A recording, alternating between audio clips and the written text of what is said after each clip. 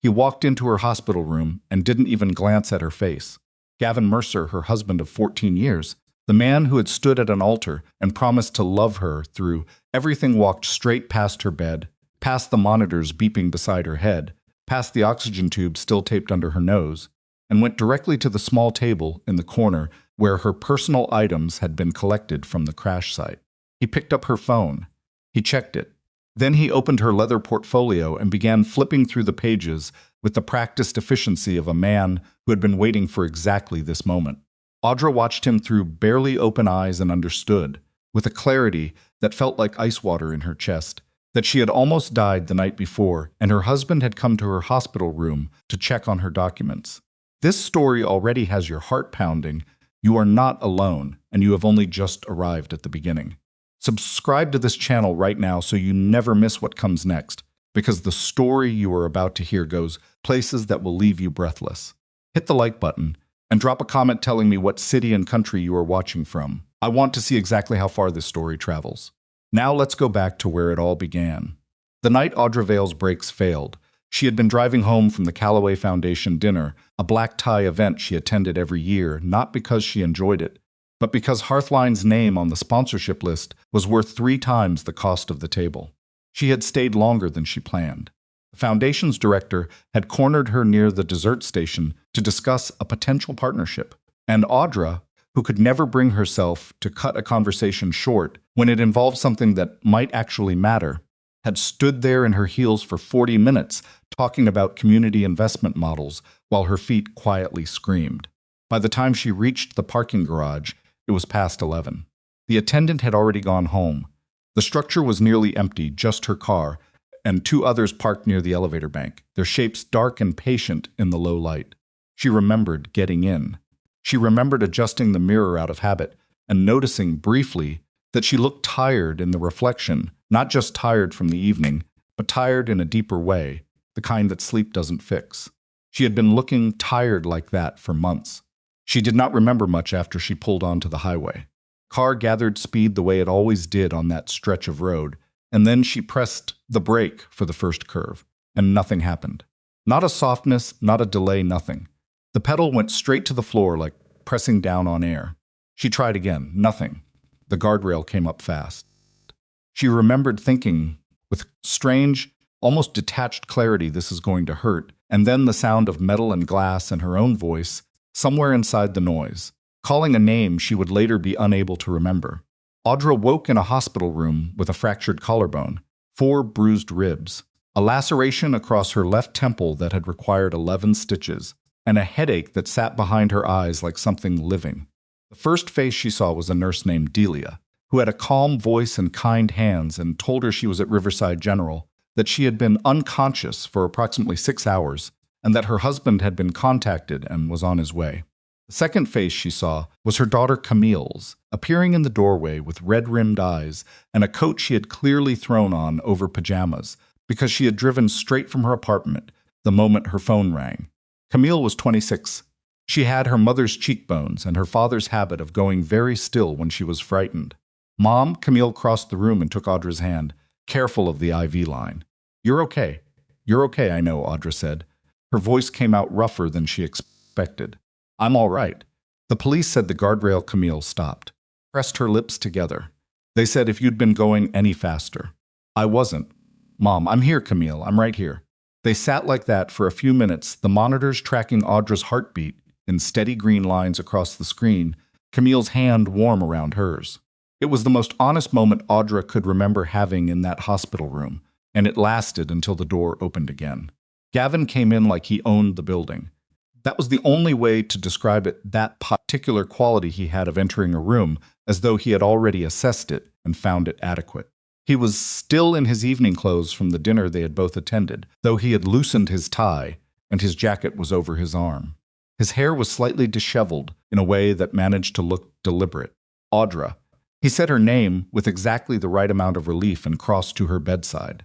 He kissed her forehead. He held her face in his hands for a moment and looked at her, and the look was convincing she would give him that. Then he looked at the table. It was a small thing. A flicker. His eyes moved from her face to the corner table where her evening bag and portfolio had been placed. and something shifted in his expression, not dramatically, not in a way Camille would have caught. But Audra had been married to this man for 14 years. She knew the difference between the face he showed the world and the calculations running underneath it. He crossed to the table. He picked up her portfolio. "Gavin," Camille said, her voice measured in the way of someone carefully choosing their words. "What are you doing?" "Just checking something." He opened the portfolio and began scanning the pages. There were documents she was bringing home from the office.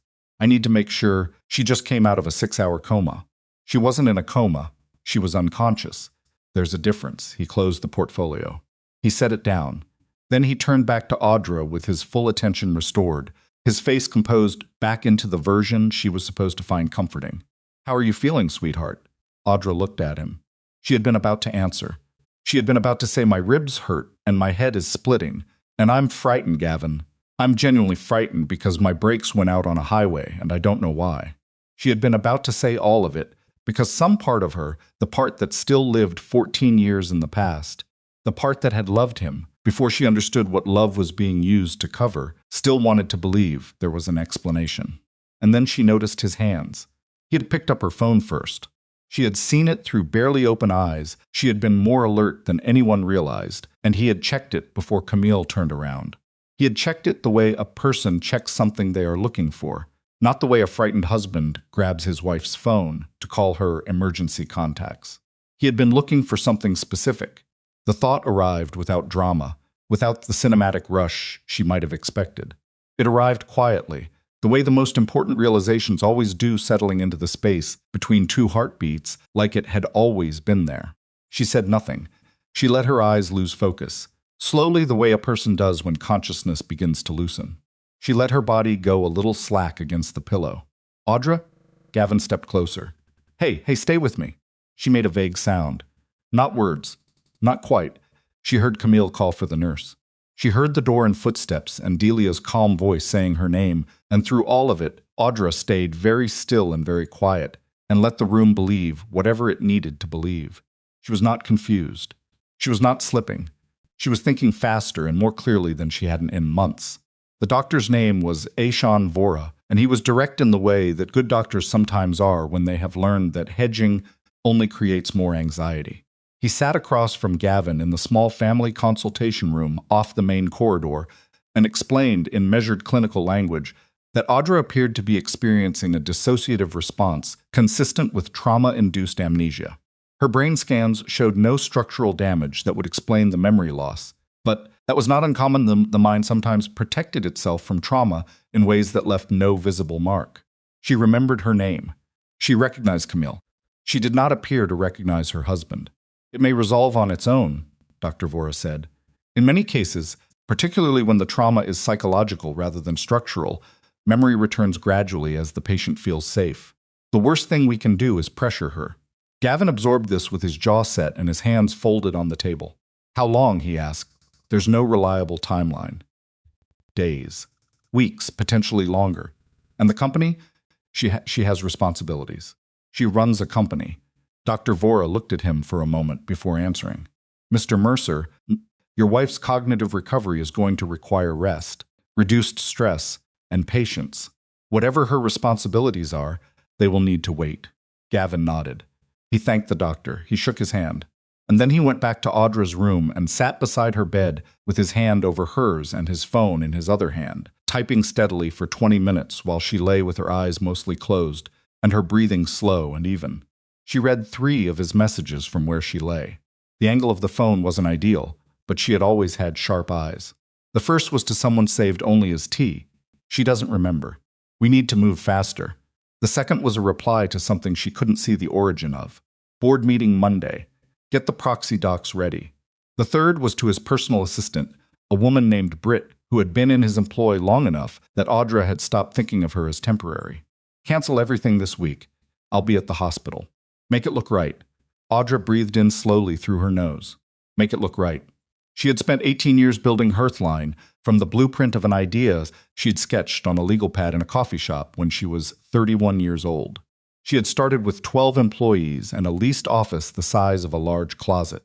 She had taken on the debt herself, secured the early contracts herself, lost sleep and weight and 2 good friendships in the first 3 years because she was never fully present for anything outside the work. Gavin had come into her life in year 4, when the company had turned its first significant profit and she was starting to look like something worth watching. He had been charming then, in a way that felt genuine, attentive, curious about her work, eager to understand what she was building. He had never made her feel like the company was competition for his attention. He had made her feel like it was the thing he admired most about her. He had left his own legal practice 5 years into their marriage to help her manage the company's legal operations.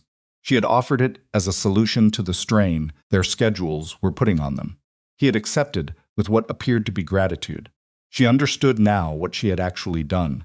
She had handed a man with a law degree direct access to every contract, every financial document, every structural vulnerability in the company she had spent 18 years building. And she had called it trust. Camille came back that evening with a change of clothes for Audra and take-out containers of soup that she set on the bedside tray with the careful precision of someone who needed to do something useful and couldn't find enough useful things to do. She sat down. She looked at her mother. "You really don't remember him?" Audra considered this. Camille had her father's eyes, the same dark brown, the same directness, but she had grown up watching her mother, and there were things you absorbed by watching that you couldn't learn any other way. "I remember fragments," Audra said carefully. "Things that don't quite connect." Camille was quiet for a moment. She picked up a plastic spoon, turned it over, set it down. "I'm not going to pretend I know what's happening," she said finally. "But something about the way he was acting earlier, the way he went for your things, before he even looked at you properly." She stopped. "That's not how he acts when he's scared. I know what he looks like when he's scared." "That wasn't it." Audra watched her daughter. "I could be wrong," Camille said. "Probably am." "You're not wrong," Audra said, and then caught herself and shifted her expression back toward vagueness. I don't know what I mean. My thoughts keep breaking apart." Camille accepted this. She handed her mother the soup. But she also, on her way out an hour later, stopped in the corridor and made a phone call.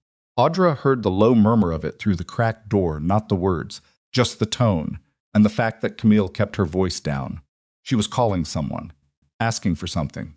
Good girl, Audra thought. She closed her eyes. The police came the following morning, 2 detectives, one older with a face that had seen enough to be permanently skeptical, one younger who took notes and said very little. They were investigating the accident as a standard vehicular incident, they said, but wanted to ask a few questions. Gavin was present. He had arrived early, a coffee tray in hand, positioned himself as the concerned and cooperative spouse. He answered questions on Audra's behalf, when she appeared too confused to respond, which was often because she let it be often. "Has your wife had any recent conflicts?" the older detective asked. His name was Cahill. He had eyes the color of old concrete and a habit of watching a person's hands when he asked questions. "Nothing significant," Gavin said. "Business pressures, of course. She runs a significant company. There's always stress. Any specific threats? Disgruntled employees? Business disputes?" Nothing that rose to a level of concern. Gavin's voice was steady, practiced. "Audra manages those situations well. She always has." Cahill looked at Audra. "Mrs. Mercer, can you tell me anything about the moments before the accident?" Audra let her brow furrow. She looked at her hands. "I was driving, I think I don't." She shook her head slowly. "I'm sorry. Everything after the dinner is just blank." "That's all right," Cahill said. His tone was kind. But he wrote something down, and when he looked up again, his eyes went to Gavin for just a fraction of a second, too long before moving back to Audra. He wasn't convinced by her confusion, she thought. He wasn't convinced by the entire atmosphere of this room. After the detectives left, Gavin touched Audra's shoulder with a hand that was careful and warm and meant to communicate comfort. "You did great," he said quietly. "Just rest. Don't try to force anything." She nodded. She stared at the ceiling. She did not miss the fact that "you did great" was not something you said to a person who was genuinely confused. It was something you said to a person who had performed. He knew, or he suspected, and he was trying to figure out which. On the 3rd day, Jocelyn Hart came. Jocelyn was a neurologist who had been Audra's closest friend for 22 years, not the kind of close that was maintained through regular dinners and shared vacations, but the kind that survived long silences and difficult truths and the specific weight of knowing someone well enough to see through them. She arrived at the hospital with her white coat already off, because she was not there as a doctor, but as a person, which somehow made everything she said carry more weight. She sat beside Audra's bed. She waited until the nurse had gone and the door was fully closed. Then she said quietly, "I know you remember everything." Audra looked at her for a long moment. "Joss, I'm not asking you to confirm it. I'm telling you." Jocelyn kept her voice low. "I've been in your life long enough to know the difference between Audra Vale processing confusion and Audra Vale running calculations. You're doing the second one." The room was quiet. The monitors beeped their steady rhythm. "My brakes failed," Audra said. "I know." I pulled the police report. Jocelyn's expression didn't change. "And I called someone I know at the garage where they towed the car. The brake line wasn't degraded from wear. It was severed. Not cleanly, it was made to look like it failed gradually, like metal fatigue. But it didn't. The air between them settled into something very still. Someone cut your brakes, Audra." Audra had known this. She had known it in the way you know something, before you have proof, felt it in Gavin's hand going to her documents before his eyes went to her face. Felt it in the text messages she'd read from his phone at the angle of a woman pretending to sleep. But knowing something in your body and hearing someone say it aloud, in a clean, clear voice, were two different experiences, and the difference landed somewhere in her sternum. "I need you to keep this between us," Audra said. "I know. And she stopped, reorganized. "I need someone watching certain things. Financial movements, board communications, someone who can access things I can't access from this bed." Jocelyn nodded once. "Nayan," Audra said. Nayan Calloway was a financial attorney, not the kind who appeared at charity dinners, but the kind who existed in document rooms and knew where money went when people tried to make it disappear. "Call Nayan. Tell her to start looking at the accounts Gavin manages directly. The consulting subsidiary accounts. Don't use email. Call her. Use your personal phone. Already planning to. And Joss," Audra met her friend's eyes, "don't tell Camille yet. I don't want her carrying this while I can't be there to manage what happens if something goes wrong." Jocelyn studied her. "You know she's already started pulling at threads." "I know. She's her mother's daughter." Audra has allowed herself one dry beat of something that wasn't quite a smile. "Let her pull. Just don't point her toward the ones that could unravel her." Jocelyn stood. She smoothed her jacket. She looked at Audra the way she had looked at her during every serious conversation of the past 2 decades, with the clear eyes of someone who did not offer false comfort and did not require it either. "Be careful," she said. "I'm in a hospital bed," Audra said. "I'm the safest I've been in months." She wasn't sure that was true, but saying it helped her believe it long enough to close her eyes and start planning. Outside the window, the city went on without noticing. Traffic on the avenue below, the compressed sounds of a world that didn't stop for one woman's careful silence. Gavin Mercer sat in the corridor on his phone, talking to someone in the low, reasonable voice he used when he was dismantling something. Audra could not hear the words. She didn't need to. She had spent 18 years building something from nothing, and she had done it by understanding one foundational truth: the difference between a person who is losing and a person who is waiting is almost invisible from the outside, if you know what you're doing. She settled further into her pillow. She waited. The 4th day was when Gavin started making phone calls he thought she couldn't hear. He had developed a routine by then arrive at the hospital by 8 in the morning with coffee and a performance of attentiveness. Sit beside her bed for an hour while she stared at the ceiling or looked at him with carefully constructed blankness, and then step into the corridor when his phone buzzed, which it did with increasing frequency as the week progressed. He always moved far enough from the door to be out of sight. He did not move far enough to be out of earshot, because he had decided she could feel this decision operating in the way he spoke to her, in the slight relaxation of his caution that she was not a threat anymore. That was his first serious mistake. The hospital corridor outside room 412 had a particular acoustic quality that Audra had mapped within the first 2 days. Sound traveled along the left wall in a way that it didn't along the right, bouncing off the nurse's station alcove and carrying fragments of conversation back into the room with surprising clarity if the door was open even an inch. Delia, who had worked this ward for 11 years, had a habit of leaving the door slightly ajar when she finished her morning checks. Audra had not corrected this habit. On the morning of day 4, she heard Gavin say, "The board won't wait past Friday. Tell them I have the proxy documentation. Tell them it's settled." Pause. "I don't care what Merritt says. Merritt doesn't have a vote anymore. I've already handled Merritt. Another pause, shorter.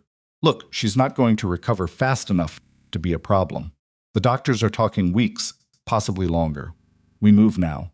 Audra kept her eyes fixed on the water stain on the ceiling tile that she had been using as a focal point during these exercises in stillness. It was roughly the shape of a dog mid-stride, or possibly a running person. She had gone back and forth on this. She kept her breathing even. I've already handled Merritt. Edmund Merritt was the longest-serving member of Hearthline's board. He had been there since year 6, when the company had outgrown its original structure and needed people around the table who understood what a scaling company actually required. He was 71, occasionally difficult, and one of the few board members who had never adjusted his opinion of anything based on who was in the room. He had also, in 14 years of board meetings, never once deferred to Gavin on anything, a fact Audra had always found quietly satisfying. Handled was not a word that should apply to Edmund Merritt. She filed this. She had a growing list of filed things by day 4. The text messages she had read from the angle of a sleeping woman. The name T, who appeared in Gavin's messages with enough frequency to suggest an operational partner rather than a casual contact. Proxy documentation he had just referenced, which meant someone had prepared legal documents authorizing him to act on her behalf, documents that would have required either her signature or a medical determination that she was incapable of providing one. The board meeting on Monday. The consulting subsidiary accounts that Nan was now, according to a quiet update from Jocelyn, in the process of carefully excavating. She was building a picture. It was not yet complete. The shape of it was becoming unmistakable. Camille arrived that afternoon with dark circles under her eyes and the particular energy of someone who had not slept because they had spent the night doing something they weren't sure they should be doing. She set a paper bag on the chair, kissed her mother's cheek, and sat down. She looked at the door. She looked back at her mother. Dad went to the office, she said. Not a question. About an hour ago, Audra said. Camille nodded. She reached into the paper bag and produced 2 cups of decent coffee from the place 3 blocks from the hospital, not the hospital coffee, which tasted like something filtered through regret. She handed one to Audra. They sat in the specific silence that had developed between them over the past 4 days, a silence that was doing a lot of work, containing things neither of them had fully said yet. I talked to someone, Camille said finally. Audra waited. A guy I know from law school. He's doing corporate work now. I described a hypothetical situation, a founder, a spouse with legal access, a medical event, and asked what the exposure would look like. She turned the coffee cup in her hands. He said if someone had pre-positioned the right documentation, a verified medical incapacity could be used to transfer operational control very quickly. Days, not weeks, especially if the board had already been primed. Primed, Audra said. Persuaded. Whatever word you want to use. Camille's jaw was tight. He said the tricky part is always the medical documentation, because you need either a consent signature or a formal capacity determination from a licensed physician. But if neither of those was available, someone creative might try to use a power of attorney that predated the event. Audra was quiet for a moment. There was a power of attorney document she had signed it 4 years ago, during a period when she had been traveling internationally for 6 weeks, on a project that required her to be largely unreachable. It had been Gavin's idea, presented as practical, and she had reviewed the document with her own attorney at the time and found it standard. It had a defined scope and an expiration clause. She was now wondering whether the version she had reviewed and the version that had been filed were the same document. Camille, she said, I need you to do something for me, and I need you to do it quietly. Her daughter looked at her steadily. In that moment, she looked very young and also not young at all, both things at the same time, the way children sometimes did when they were being asked to be older than they'd planned. Find the copy of the power of attorney document I signed 4 years ago. Not from your father's files, from my attorney's files. Renata Scholes. Her office is on the 19th floor of the Meridian building. Tell her I sent you. Tell her I need the original executed copy, not a duplicate, and I need to know if there were any amendments or addenda filed after the original execution date. Camille absorbed this. You think he changed it? Audra didn't answer that directly. I think I need to know what version of that document exists in the world right now. Mom. Camille set down her coffee. She looked at her mother with the careful steadiness of someone about to say something they'd been holding for a while. I know you remember things. I'm not going to push you on it, and I'm not going to say anything to anyone. But I need you to know that I'm not fragile. Whatever this is, I can handle knowing it. Audra looked at her daughter for a long moment. I know you can, she said. That's not why I'm being careful. Then why? Because the more you know, the more your behavior changes. And right now, the only advantage I have is that your father believes he's the only person in this situation who knows what he's doing. She held Camille's gaze. If he looks at you and sees that you're hunting for something, he'll start covering his tracks faster than we can follow them. Right now, he's moving confidently. Confident people make mistakes. Camille was quiet. She picked up her coffee again. She looked at the window. Okay, she said, not happily. But she said it. Nan Calloway arrived on the 5th day, disguised somewhat unconvincingly as a casual visitor. She had brought flowers, which she held with the stiff uncertainty of someone who had purchased them from a hospital gift shop on the way up, and was not entirely sure what to do with them. Nyan was many things, but she was not a flowers person. She was, however, the person Audra trusted most in a room full of financial documents, which was the reason she was here. She sat down after handing the flowers to a nurse, crossed her legs, and looked at Audra with the expression she used when she was about to deliver information that she knew was going to land badly. The consulting subsidiary, she said, keeping her voice at the same register as ordinary conversation. Trident Advisory Services. Audra had not heard this name before. Tell me. It was incorporated 18 months ago. Registered in Delaware, which is not unusual, but the operating address is a mailbox service in the financial district. There are no employees on record, no physical office, no website. The listed directors are 2 names I ran through every database I have access to. She paused. They don't exist. Not with those social security numbers, not with those addresses. The names are real names common enough that they wouldn't flag immediately, but the actual individuals behind them don't appear in any professional or public record. Audra felt the information settle into her like something cold and very dense. 18 months ago, she said yes. 18 months ago, Gavin had come to her with a proposal to restructure the company's consulting services arm, bringing certain advisory functions in-house and creating a subsidiary to handle overflow contract work. It had been a reasonable business proposal.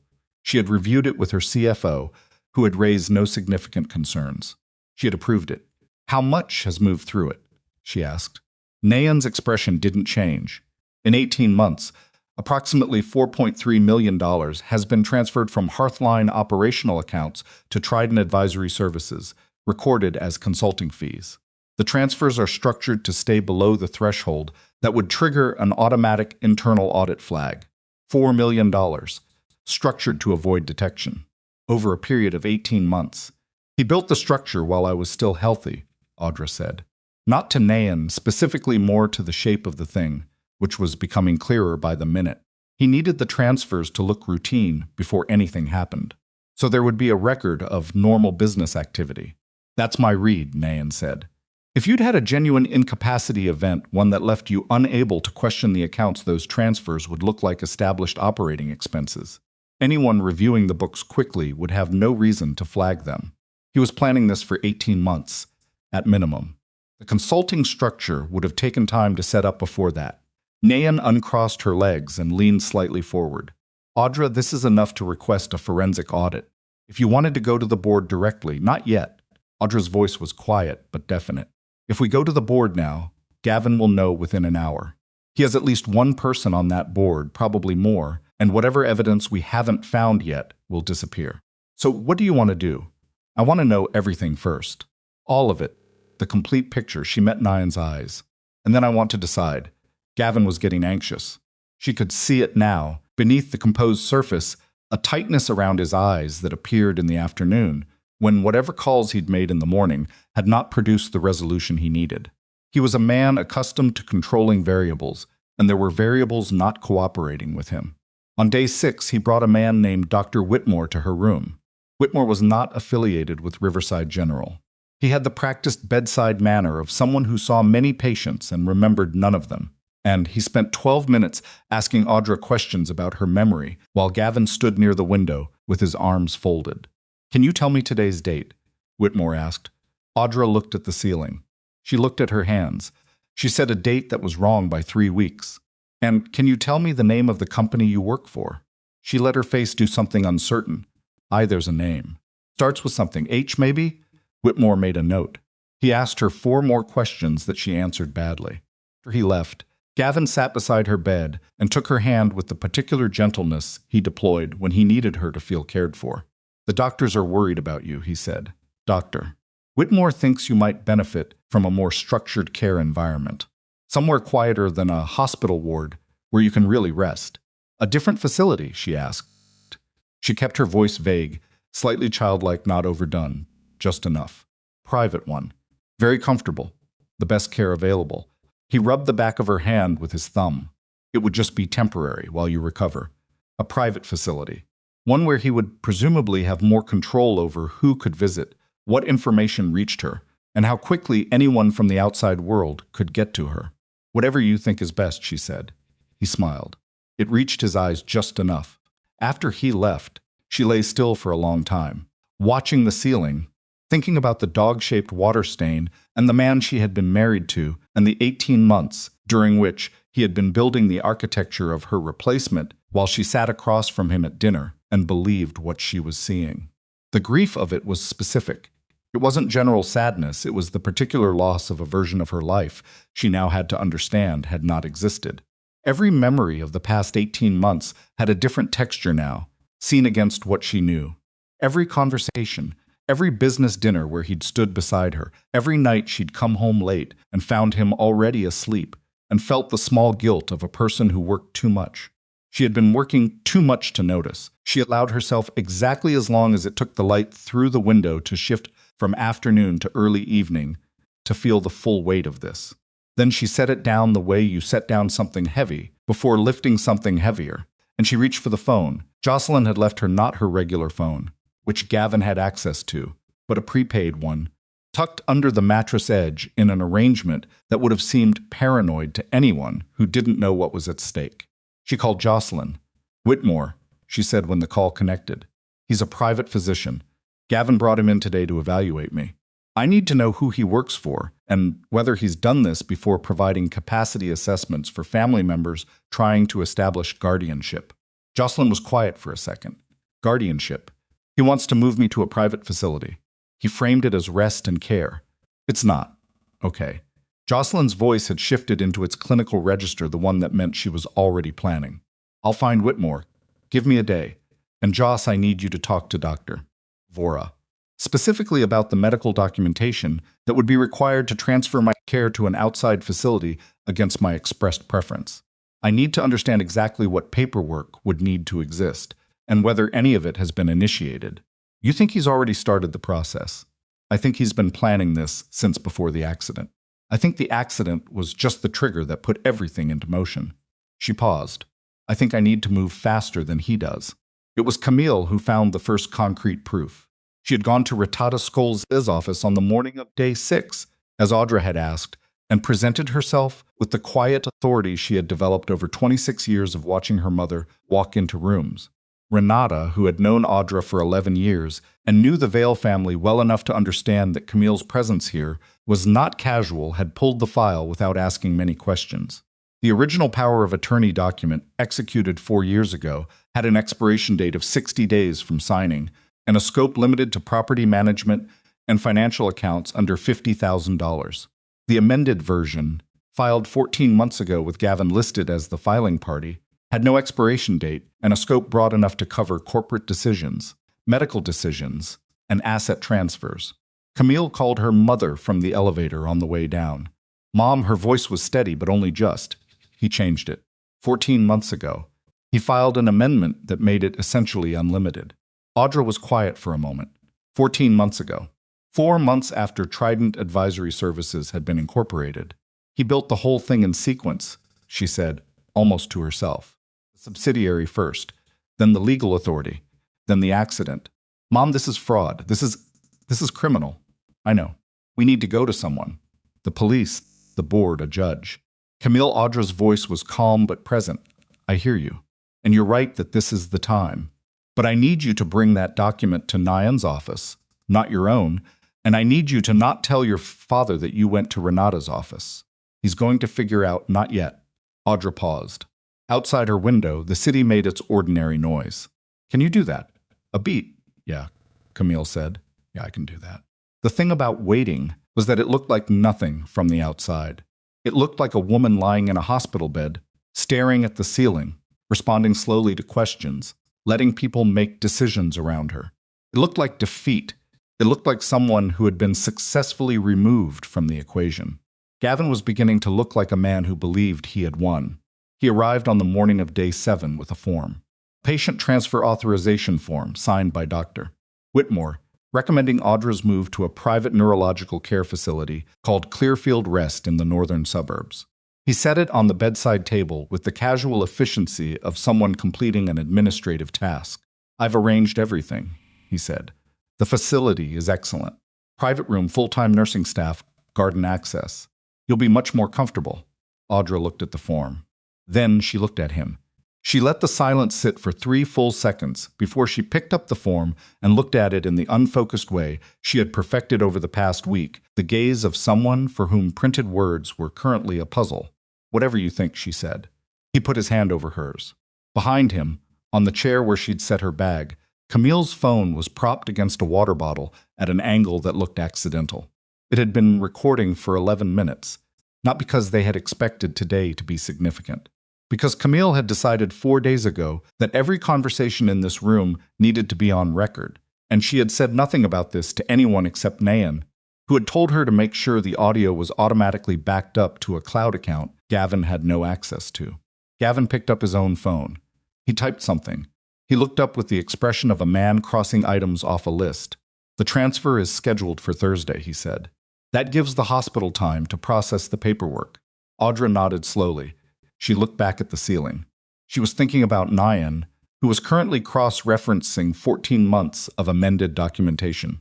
She was thinking about Jocelyn, who had called that morning to say that Whitmore had a pattern, 3 prior cases in 4 years, all involving high-net-worth individuals, all resulting in guardianship arrangements that had later been challenged in court. She was thinking about Camille, who had not slept properly in a week and was carrying more than any 26-year-old should be asked to carry, and who had not once complained about it. She was thinking about Edmund Merritt, who had been handled, and what that meant, and whether he was still reachable. She was thinking about a board meeting on Monday that Gavin believed was his. Thursday was 5 days away. She had a great deal to do in 5 days, and she had to do all of it from a hospital bed, through people she trusted, while appearing to remember almost nothing. She turned her head toward the window. Outside, the afternoon light was doing something specific to the buildings across the avenue, cutting long shadows that made the familiar look briefly strange. She had built hearthline in rooms like this one, not literally, but in the specific condition of having very little and needing to make it enough. She had negotiated her first major contract from a borrowed conference room in a building she couldn't afford to lease. She had talked a skeptical investor into a second look while running a fever she hadn't told anyone about. She knew what it was to work from a position that looked weaker than it was. She turned back to the ceiling. Thursday, she thought. Let him have Thursday on the calendar. She wasn't going to be there for it. Edmund Merritt lived in a brownstone on Calloway Street that he had owned for 34 years, which was longer than most of Hearthline's current employees had been alive.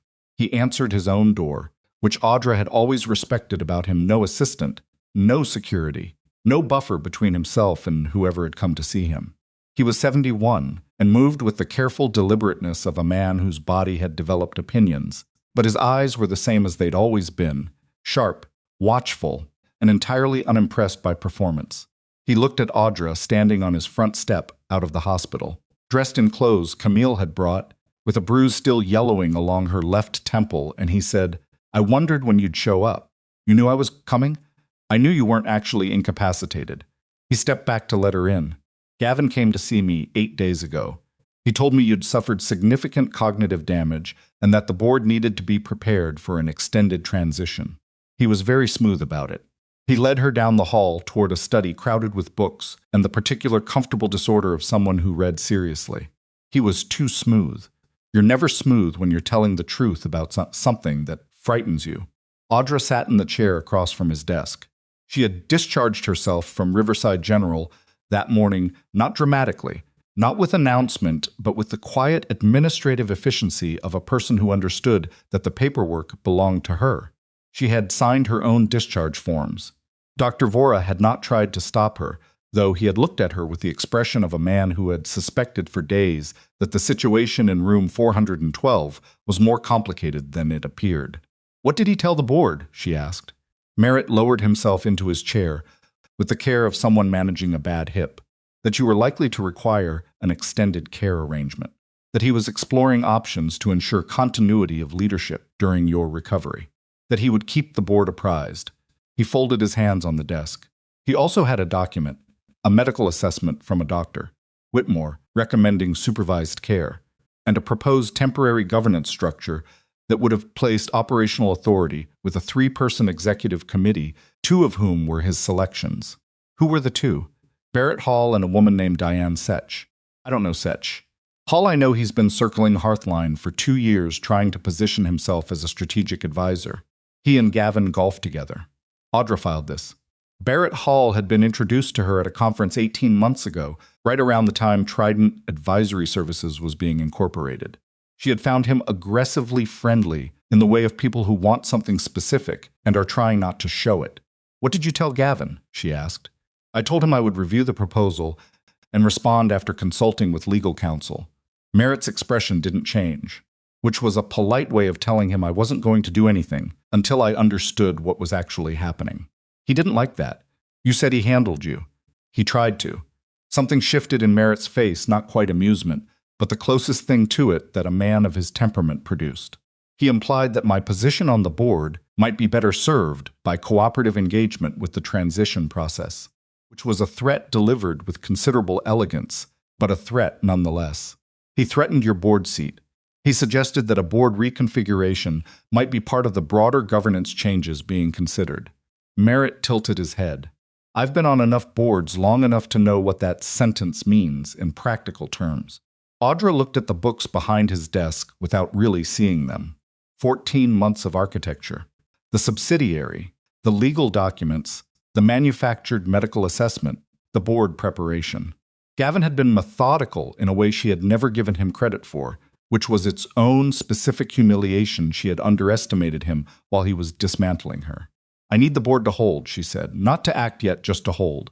Don't approve any governance changes. Don't accept any transfer of authority. Don't ratify anything connected to a temporary executive structure before Monday." "Monday is the meeting he's called." "I know." Merritt looked at her steadily. "Are you going to be at that meeting?" "I'm going to be somewhere more useful than a hospital bed by Monday," she said, which was not exactly an answer, but it was the most honest thing she could offer him at that moment. He studied her for another few seconds. Then he nodded once, with the brevity of a man who had made decisions in difficult rooms and knew when a decision had been made. "I'll hold the board," he said. "You have until Monday." She had 5 days, and she spent all of them working. The discharged herself from the hospital part had not gone as cleanly as she'd hoped. Gavin had arrived at Riverside General at 9 in the morning to find her room empty, her belongings gone, and a nurse telling him that Mrs. Mercer had signed her own discharge paperwork at 7:45 and left with her daughter. His calls started arriving on her regular phone within minutes, 12 of them, over the course of the morning, each one progressively less composed than the last. She did not answer them. She was in the back of a car Nayan had arranged, riding toward the offices of a litigation attorney named Gus Faraday, who specialized in corporate fraud and had a reputation for being willing to take on cases that other firms found inconvenient. Camille was in the front seat, talking on her own phone with the low-focused intensity she had maintained for the past week. At some point during the drive, Audra noticed that her daughter was no longer making the careful, softened conversational choices she'd been making since the hospital. She was speaking directly, in the clipped, efficient language of someone who knew what they needed and was not interested in getting to it slowly. The transformation was quiet and complete, the way important changes sometimes were. Gus Faraday's office was on the 14th floor of a building that smelled of old carpet and expensive coffee, and the particular energy of too many people working on too many urgent things at once. Faraday himself was 53, heavy-set, with the unhurried manner of someone who had been in enough courtrooms to understand that panic was mostly wasted energy. He had reviewed the documents Nayan had sent him 2 days prior, and had a yellow legal pad in front of him with handwriting so dense it was nearly illegible. "All right," he said, after Audra had been sitting across from him for approximately 4 minutes. "Walk me through the accident." "The brake line was severed," Audra said, "made to appear like gradual metal fatigue. My friend, who is a neurologist, pulled the initial police report and spoke with the mechanic at the tow garage. The mechanic's name is Warren Pell, and he apparently mentioned what he found to the attending officer, but was told that without further evidence of intentional tampering, it would be recorded as a mechanical failure. Faraday wrote something. Does Pell have documentation of his findings? I don't know yet. Jocelyn, my friend, is following up with him today. If he does, that becomes our foundation." He looked up. "The fraud case is strong. The amended power of attorney, the shell company, the structured transfers, that's a coherent and documentable pattern of financial fraud. The brake line takes this from civil fraud into criminal territory, which changes everything about how we proceed." He tapped his pen against the pad. "I want to be direct with you about something. Once we start moving on this, it moves fast. You won't be able to control the pace once the first filing lands. I understand that. Your husband will have attorneys on this within hours. Good ones. Probably he's been planning this long enough to have anticipated the legal response. I know. And the press—" "I know," Audra said again, with enough quiet finality that Faraday stopped and looked at her properly for the first time. He set his pen down. "What do you need from me specifically for the next 5 days? I need you to prepare a filing to invalidate the amended power of attorney on the grounds of fraud. I need you to prepare a preliminary injunction against any transfer of Hearthline assets or governance authority pending investigation. And I need you to be ready to move on both of those simultaneously on Monday morning, before the board meeting convenes." Faraday considered this timeline. He looked at his legal pad. He looked back at her. "Monday morning is aggressive." "Yes." Another pause. "Okay," he said. "Monday morning." The person identified in Gavin's messages as T turned out to be a man named Taran Fell. Nyan found him through the financial records. He was listed as a signatory on the Trident Advisory Services corporate account under one of the 2 fictitious director names, but the bank account linked to the director's identity had been opened using an IP address that Nyan's contact at the forensic accounting firm traced to a building in the financial district where Taran Fell leased office space as an independent financial consultant. He was 44, and he had worked with Gavin on 2 previous client matters before Gavin had left his legal practice. He had a moderate professional profile online and no criminal record, which suggested either genuine caution or a career spent doing things that were difficult to prove. Jocelyn was the one who went to see him. Not Audra, who Gavin was now actively trying to locate, and not Nyan, whose name Taran might recognize from the financial records. Jocelyn arrived at his office unannounced on a Wednesday afternoon with the calm authority of a neurologist who had delivered difficult news in rooms full of frightened people and understood that composure in an uncomfortable conversation was its own kind of leverage. She told Taran Fell exactly 3 things: that she knew his name, that she knew his connection to Trident Advisory Services, and that the person who had built this arrangement with him had tampered with a vehicle brake line. Taran Fell was quiet for a long time after she said this. Then he said, "I didn't know about the car." "I believe you," Jocelyn said, which was not the same thing as it not mattering. He was quiet again. He looked at the window. He looked at his hands. "He told me it was a business separation," Taran said. "Marital asset management. The wife was going to get a generous settlement, and he needed to protect the company's structure during the process. I've done similar work before. Restructuring assets ahead of a divorce isn't unusual." "This wasn't a divorce." "No," he said, "apparently not." He rubbed his face with both hands. "What happens now?" Jocelyn told him about Faraday. She told him that the filing was coming on Monday and that the individuals whose names appeared in the Trident documentation be part of the investigation, regardless of their level of involvement. She was precise and she was not unkind, but she did not soften the information in a way that obscured its weight. Taran Fell called Gus Faraday's office before Jocelyn was back in her car. Audra was staying in a hotel, not the kind of hotel where you were likely to run into anyone who knew you, but a clean and anonymous place near the waterfront where she had paid cash for 3 nights. Camille stayed in the adjoining room. They had established a rhythm. Camille handled communications that required a physical presence around the city. Audra handled the documentation and strategy from the desk in her room. and they ate dinner together every evening in a way that was almost ordinary, if you ignored the circumstances. On the third evening, Camille came back to find her mother sitting on the edge of the bed with a photograph in her hand. It was not a dramatic scene, just a woman in a hotel room, holding a picture. The photograph was from a company anniversary event, Hearthline's 10th year. Audra and Gavin were standing together in front of the building, her arm through his, both of them smiling. She looked, in that photo, like someone who believed what she was standing next to. Camille sat down beside her. She didn't say anything for a minute. "Keep looking for the moment I missed," Audra said.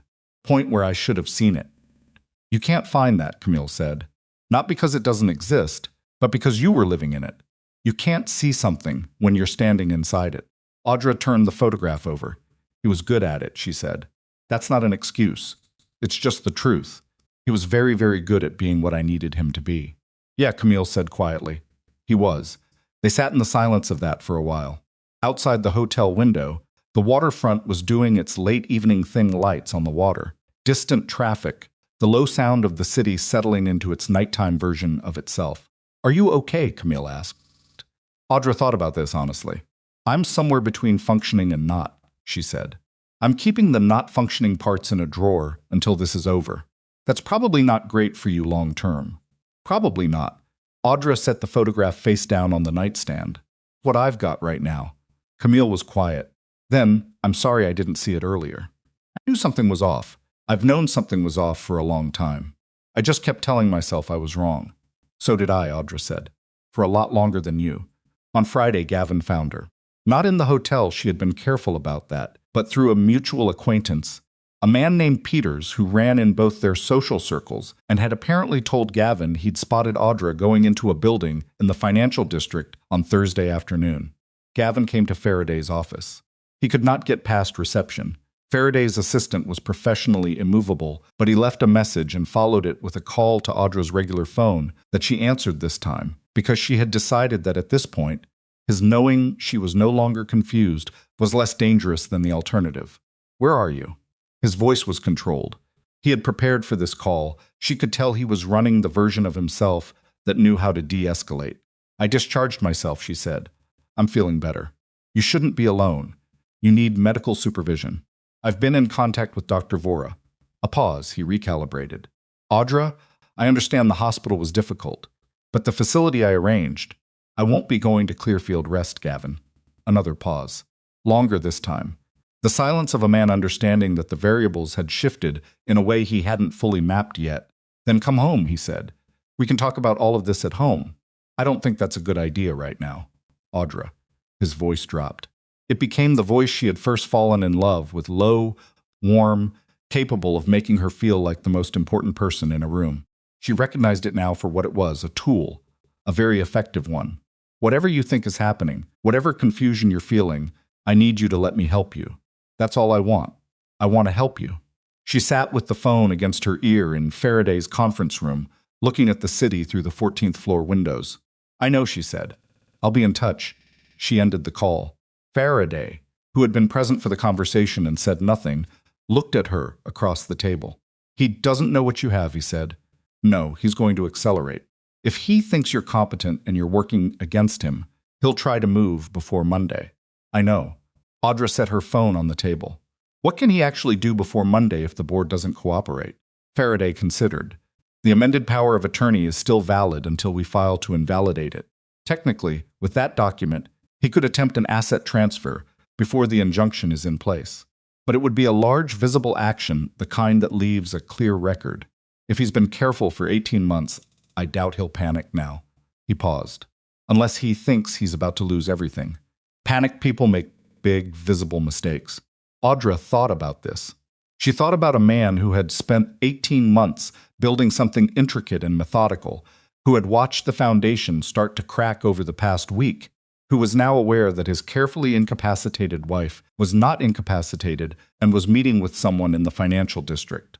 She thought about what a man like that did when the room started closing in. "I need one more thing," she said to Faraday. "The board meeting on Monday. I want to be there."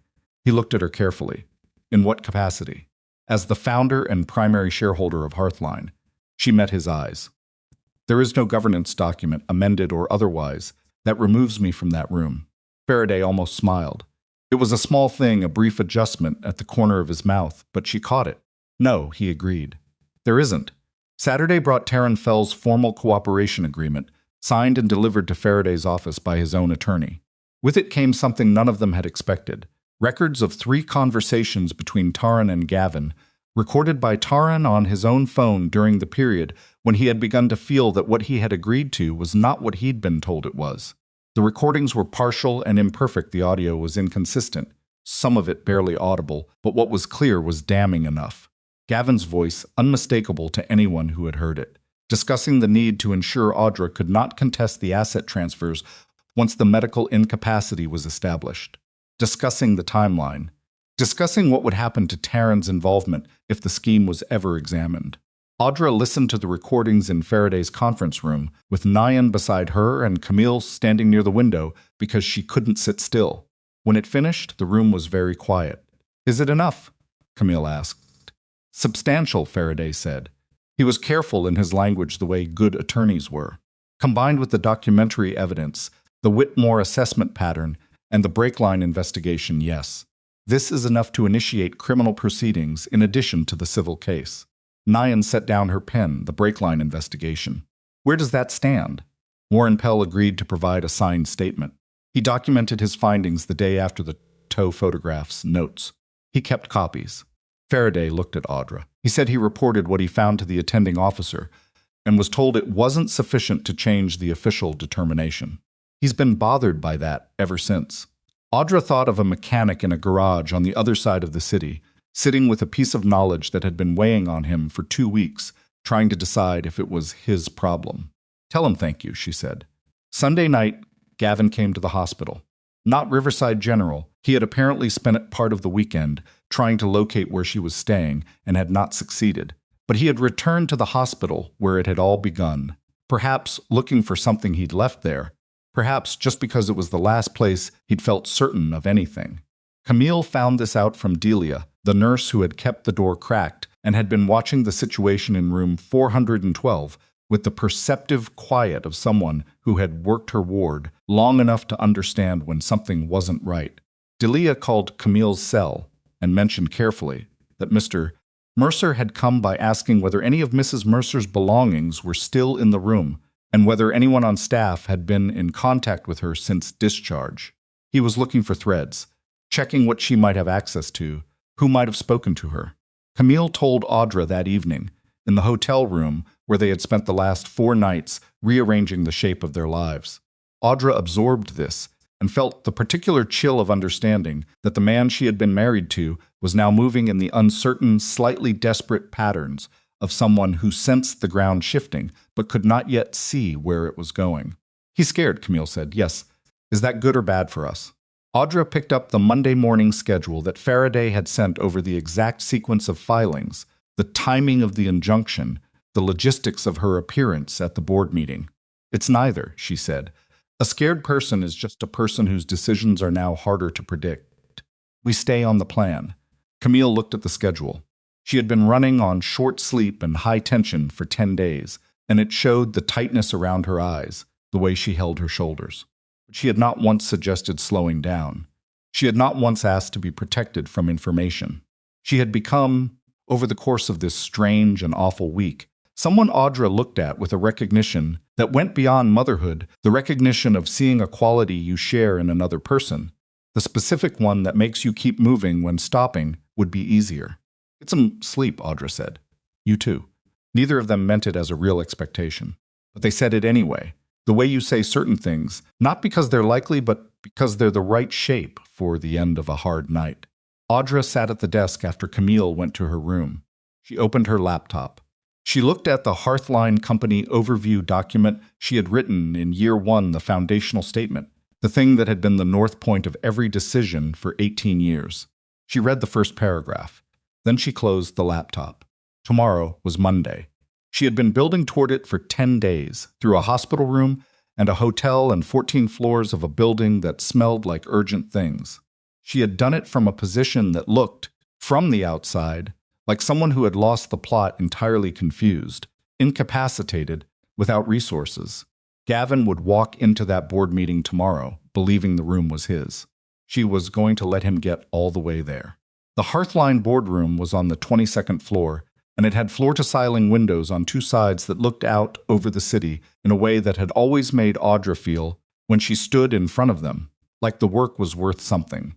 She had chosen this floor, specifically, when they'd signed the lease 11 years ago, not for vanity, but because she believed that people made better decisions when they could see beyond the walls of the room they were sitting in. She arrived at 8:47 in the morning. The board meeting was scheduled for 9. Faraday had filed the injunction at 8:15, the moment the courthouse opened. The motion to invalidate the amended power of attorney had been filed simultaneously. Both filings named Gavin Mercer as the respondent and contained, as supporting documentation, the Trident Advisory Service's financial records, the amended power of attorney with its fraudulent scope, Warren Pell's signed statement regarding the brake line, Taran Fell's cooperation agreement, and a 31-page forensic accounting report that Nyan's firm had completed over the weekend on approximately 4 hours of sleep collectively. By the time Audra walked into the Hearthline building lobby, the filings were already in the system. Gavin's attorneys, and he did have them, as Faraday had predicted, would be receiving notification within the hour. She took the elevator to 22. Her assistant, a woman named Petra, who had worked with her for 7 years and had spent the past 10 days believing the official story about her employer's condition while quietly refusing to transfer any documents to Gavin without written authorization from Audra directly, was waiting in the corridor outside the boardroom. When she saw Audra step off the elevator, something in her face collapsed with relief in a way she didn't bother to control. "Mrs. Mercer," she said. And then, because she was Petra and professionalism was a reflex, "You look well." "I look like someone who slept 4 hours in a hotel," Audra said. "Thank you." Petra fell into step beside her. "He's already in there. Arrived at 8:30 with 2 people I don't recognize. One of them is an attorney. He brought his own paperwork." "Barrett Hall?" "Not yet." The board members started arriving at 8:45. "Merritt is here." Petra paused, choosing her word. "Settled." Good, Audra thought. Settled was what she needed from Merritt right now. "Anyone try to stop you coming in?" Petra asked. "No, because nobody knew I was coming." She stopped at the boardroom door. Through the glass panel, she could see the long table, the assembled board members finding their seats, the particular formal shuffling of people who understood they were about to participate in something consequential.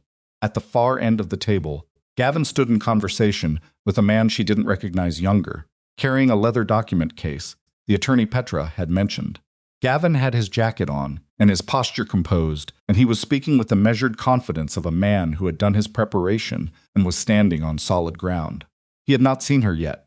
She pushed open the door. The room registered her arrival in pieces. First the board members nearest the door, then the ripple of attention moving down the table as people turned or looked up. Someone made a small, involuntary sound. Gavin was mid-sentence when the shift in the room reached him, and he turned. The expression that crossed his face lasted less than 2 seconds. She watched it happen, the flash of something raw and unguarded, something that might have been fear, or might have been the specific vertigo of a person watching their most important assumption collapse. And then the composure came back, smoother than she expected, because he had always been good at this. "Audra," he said. He said it with warmth. He said it the way a relieved husband says his wife's name. "You're here." "I am," she said.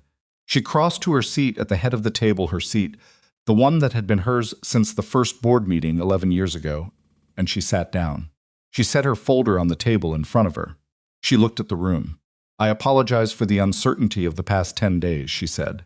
"I want to assure the board that my recovery is proceeding well and that I am fully capable of participating in today's meeting." A beat of silence. Edmund Merritt, sitting to her left, looked exactly the same as he always did. He said nothing, but he had the expression of a man who had been waiting for a specific thing to happen and was satisfied that it had.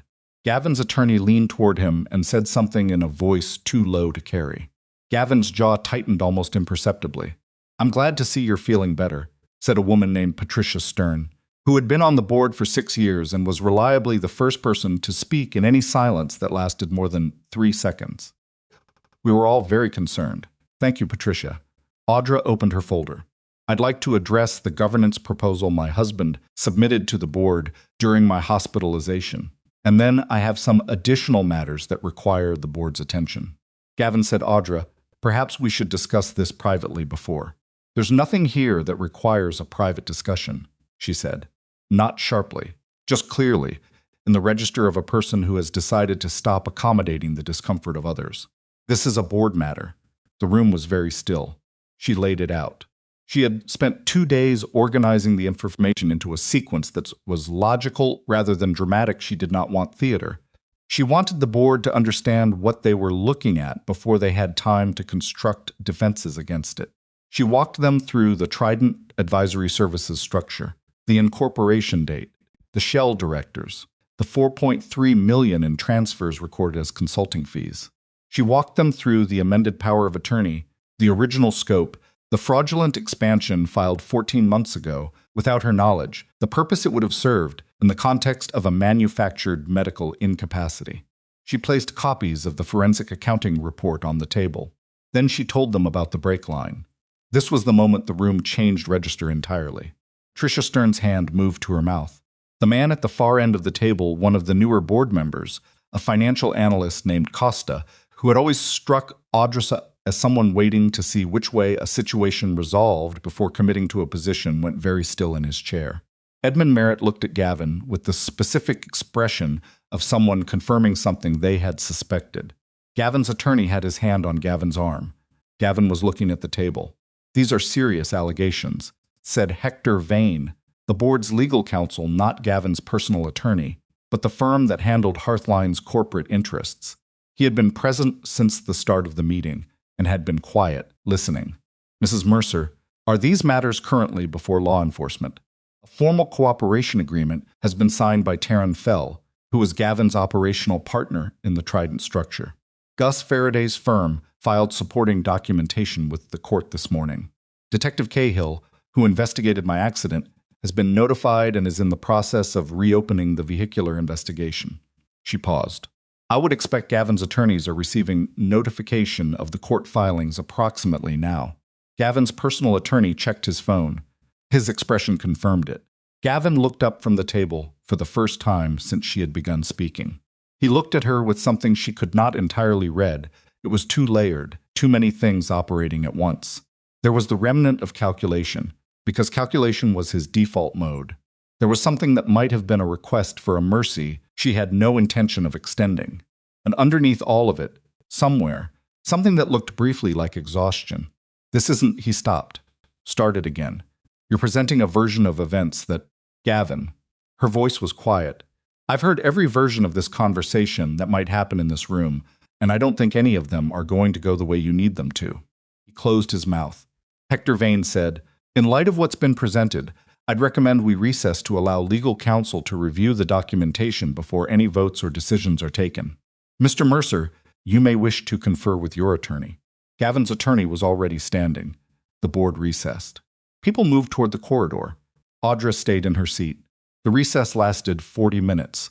Audra spent most of it at the window, looking out at the city, the view she had chosen 11 years ago because she believed it made people think better. She drank the coffee Petra brought her. She did not check her phone compulsively, which took a specific kind of discipline she was having to actively maintain. Camille called at 9:47. How is it going? She asked. Recess. His attorney is managing him. Audra looked at a building across the avenue where someone had left a window open and a curtain was moving in the October air. Where are you? Faraday's office. Taryn Fell's attorney just called. Fell wants to add something to his statement. Something he didn't include initially. What is it? He's saying that Gavin told him, explicitly, that the brake line wasn't meant to kill you, that the intention was a non-fatal accident that would produce a convincing incapacity. He said Gavin used the phrase, and Fell, as this in notes he took during one of their meetings, just enough to take her off the board temporarily. Audra was quiet for a moment. The curtain across the avenue moved in and out of the window frame. In and out, just enough to take her off the board temporarily. 14 years. Coffee on Sunday mornings and arguments about the thermostat, and a man who had stood next to her at a charity gala 2 weeks ago with his hand at the small of her back, and underneath all of it, he had decided at some point, in some room, turning some problem over in his mind that the cleanest solution was to have her hurt, badly enough to be credibly incapacitated, not so badly that she died, because that would have created a different set of problems. She had been a logistics problem. She had been solved. Tell Faraday to add it to the supplemental filing, she said. Her voice was steady. She was aware that this was only possible because she was operating on the specific fuel of forward motion, and that at some point later, when this was over, when there was room for it, the steadiness was going to crack. She was keeping that knowledge at a specific distance. Mom? Camille's voice was softer. Are you okay? I'm at the window in the boardroom, Audra said, looking at the city. Pause. Okay, Camille said. I'll be here when you need me. When the board reconvened, Gavin's attorney did most of the talking. He was competent and measured, and he introduced several lines of alternative interpretation that the Trident structure was a legitimate business arrangement, that the power of attorney amendment had been filed with Audra's knowledge, that the break line findings were inconclusive and had been officially categorized as mechanical failure. He was doing what a good defense attorney did, not denying everything, but creating enough surface area for doubt to take hold. Audra let him finish. Then she said, I'd like to play something for the board. She opened her laptop. She had 2 audio files. The first was the recording from Camille's phone. From the morning Gavin had brought the patient transfer form, his voice, clear and identifiable, saying you did great to a woman he believed was genuinely confused. On its own, it was suggestive, but not conclusive. Defense counsel would have found a way around it. But she played it first because it established something simple Gavin knew she was performing. And performance required a director. Then she played one of Taran Fell's recordings. The audio was imperfect. There were sections of ambient noise, a portion where 2 sentences blurred together, but there was a segment, 48 seconds long, in which Gavin's voice described the need to ensure that the asset transfer from Hearthline's operational accounts to the advisory subsidiary was completed before the medical situation resolves itself, and in which he said, with the relaxed specificity of a man speaking to someone he trusted, she won't be in a position to question it. I've made sure of that. The room was silent when it finished. Gavin's attorney began. The provenance of that recording has been verified by a forensic audio analyst, Audra said. The analysis is in the documentation package. Another silence. Dr. Vane looked at Gavin directly. Gavin was looking at the table again. He had the particular stillness of a person who has run out of the next move and knows it. Mr. Mercer, Hector said, I need to ask you directly whether you have any response to the evidence presented. Gavin looked up. He looked at his attorney. His attorney gave him a barely perceptible nod, the kind that meant say nothing in the language of people who had been in these situations before. Gavin looked at Audra. She watched his face and saw him making a calculation that had no good answers in it. He could deny everything and let the legal process run, which would be slow and damaging and ultimately, given the documentation, very likely unsuccessful. He could claim partial knowledge and throw Taran Fell entirely under a strategy his attorney might have advised, except that Fell's cooperation agreement made this complicated. Or he could say something human, which would surprise her but would not save him. He said, I didn't want you hurt. The boardroom was very quiet. I want you to know that, he said. His voice was not the performance voice. It was something underneath that, rougher and less managed. It was supposed to be minor. I know how that sounds. But I didn't. I never wanted you. He stopped. You tampered with my brakes, Audra said. I had someone do it in a way that was supposed to be. You tampered with my brakes, she said again evenly, while I was driving home on a highway at night. Whatever the intention was, I went through a guardrail at 60 miles an hour. He looked at the table. His attorney put a hand on his arm. Gavin shook it off with a sharp motion that was the most unguarded thing she had seen from him in 14 years. Why? She asked. Not because she needed the answer for the legal case, but because she was sitting in a room she had built, in a company she had spent 18 years constructing from nothing, and the person who had decided to dismantle it had been sleeping beside her in her own house, and she wanted to hear him try to explain it in words. He was quiet for a long moment. Because you wouldn't have stopped, he said finally. I asked you to bring me in as a real partner, not the legal arm, not the compliance function, but an actual partner, co-founder. You said I was indispensable, but you never acted like it. The company was always yours. I was always adjacent to it. He looked at her. Spent years feeling like I was standing outside something I lived inside of. She listened to this. She did not rush to respond, because rushing would have been dishonest. She thought about whether there was truth in it, whether she had made him feel peripheral, whether the company had consumed the space that should have been shared, whether some version of his grievance had a real root. She decided that it probably did, that there was probably a legitimate feeling somewhere under 14 months of fraud and a severed brake line and $4 million moved through a shell company. And then she decided that none of that mattered in the way he seemed to think it did. People feel sidelined in marriages, she said. People feel like they're standing outside things. They talk about it, they fight about it, they go to therapy, or they leave, or they decide they can live with it. She met his eyes. They don't build shell companies and cut brake lines. He had no answer for that. Hector Vane called for a formal vote to suspend all governance changes pending the outcome of the legal investigation. The vote was 7-1, the one being Costa, who abstained rather than opposed, but who was going to have a difficult time explaining his hesitation in the months ahead. Barrett Hall, who had arrived just before the meeting reconvened and had the expression of someone who had been briefed by Gavin's attorney and found the briefing alarming, said nothing and voted with the majority. Proposed executive committee was dissolved. The Asset Transfer Authority was suspended. An independent auditor was formally appointed to review the Trident transactions. At 10:53 in the morning, 2 men from the Financial Crimes Division arrived on the 22nd floor. They had been called by Detective Cahill, who had received Faraday's documentation that morning and had moved, apparently, with the urgency of a person who had been bothered by the way an earlier investigation had been closed. Gavin's attorney spoke to them briefly in the corridor. Gavin came out of the boardroom with his jacket still on and his posture still carried with the habit of a man who was accustomed to being the most composed person in a room. He walked without being led. He said nothing to Audra as he passed through the door. At the threshold he stopped. He turned back. She was standing near the window, where she had spent the recess. They looked at each other across the length of the boardroom, across the long table and the empty chairs, and the remains of a meeting that had not gone the way he'd planned. And there was a moment in which everything that had existed between them, all 14 years of it, occupied the air in a way that was impossible to reduce to a single feeling. Then he walked out. The rest of the morning was paperwork and phone calls.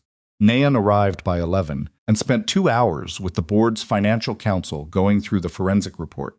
Petra rebooked 3 meetings that Audra had missed during her hospitalization and reorganized her calendar with the calm efficiency of someone who had been waiting to do exactly this. Hector Vane's firm filed the formal corporate complaint with the appropriate regulatory bodies before noon. Faraday called at 12:30. Gavin's attorney is signaling that his client may be willing to cooperate with the financial investigation in exchange for consideration on the criminal charges, he said. Early, and nothing is confirmed, but I wanted you to know the direction his team is moving.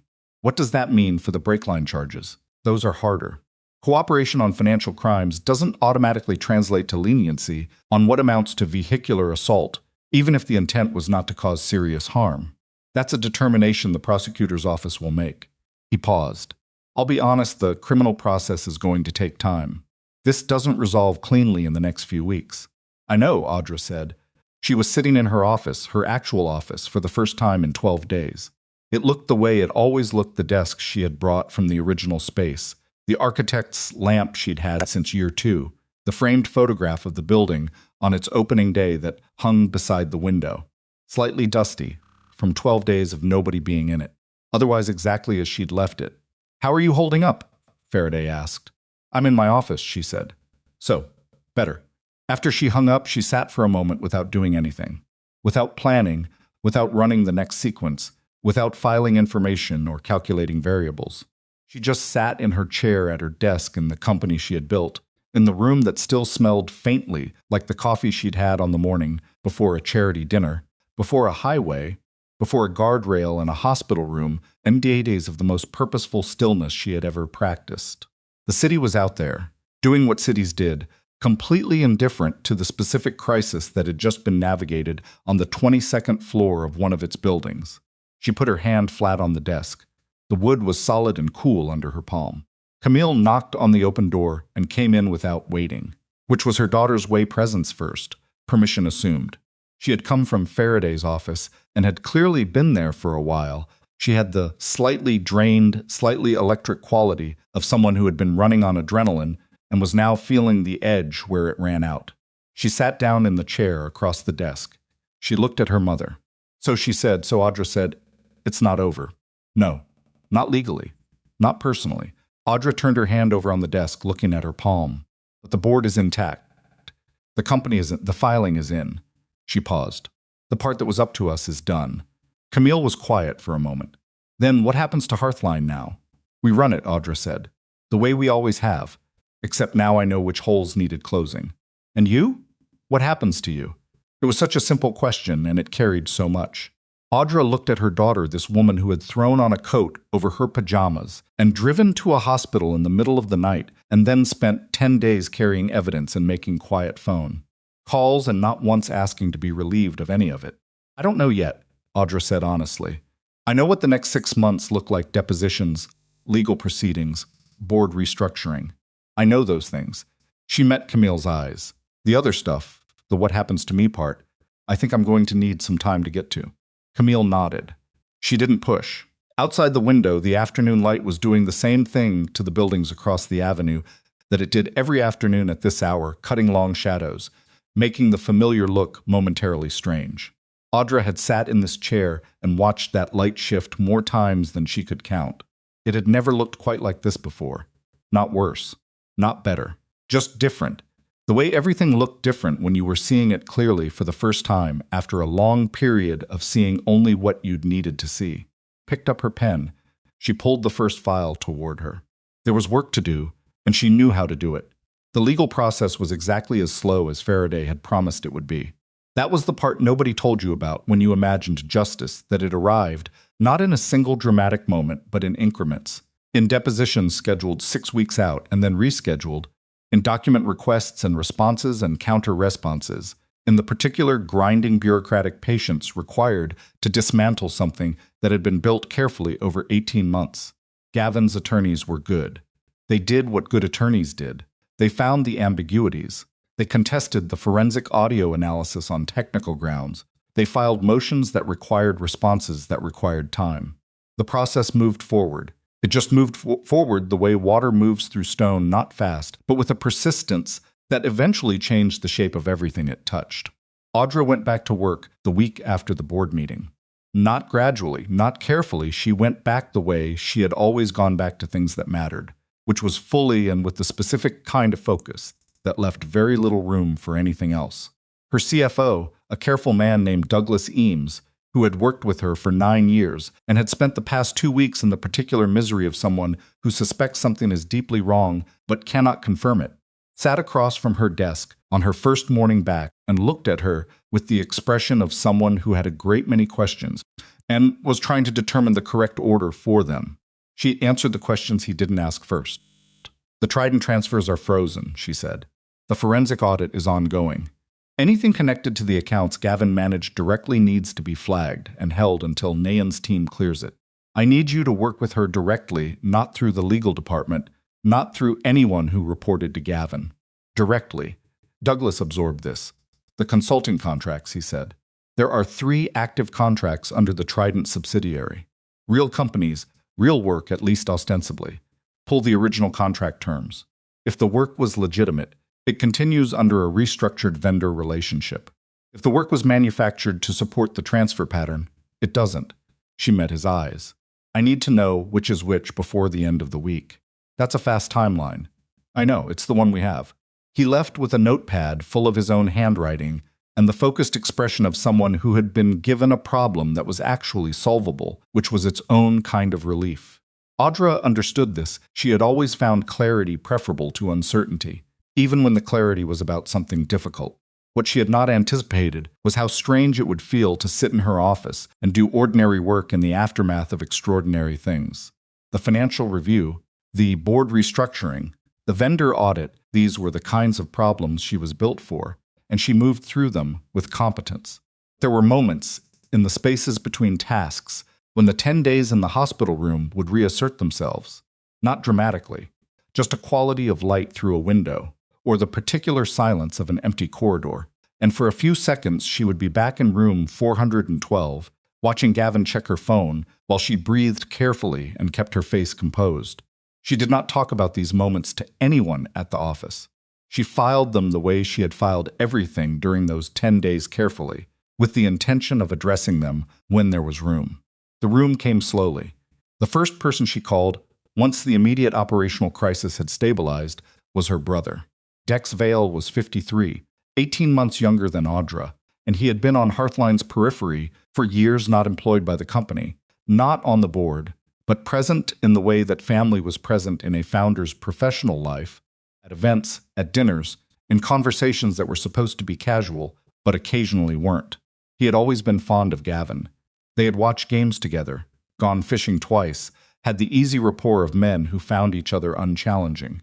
When Nayan had been running the financial review, she had found 3 payments to an LLC registered in Dex's name. Payments were small compared to the Trident transfers, a total of $68,000 over 8 months, recorded as event coordination fees. Hearthline did not use event coordinators. It had an in-house events team. Audra had held this information for 3 weeks before calling him. She had needed time to understand what she was going to say, and more importantly, what she was going to do with whatever he said back. She called him on a Tuesday evening from her apartment, the apartment she had moved into 6 days after the board meeting, when it became clear that returning to the house she had shared with Gavin was not something she was prepared to do and possibly never would be. The apartment was temporary, and she knew it, and she had furnished it with the minimum required to function, which said something about where her mind was during that period. Dex answered on the second ring with the slightly too casual tone of someone who had been expecting a call they'd been dreading. "Hey," he said. "How are you doing?" "I've been meaning to." "I know about the payments," Audra said. Silence. Dex.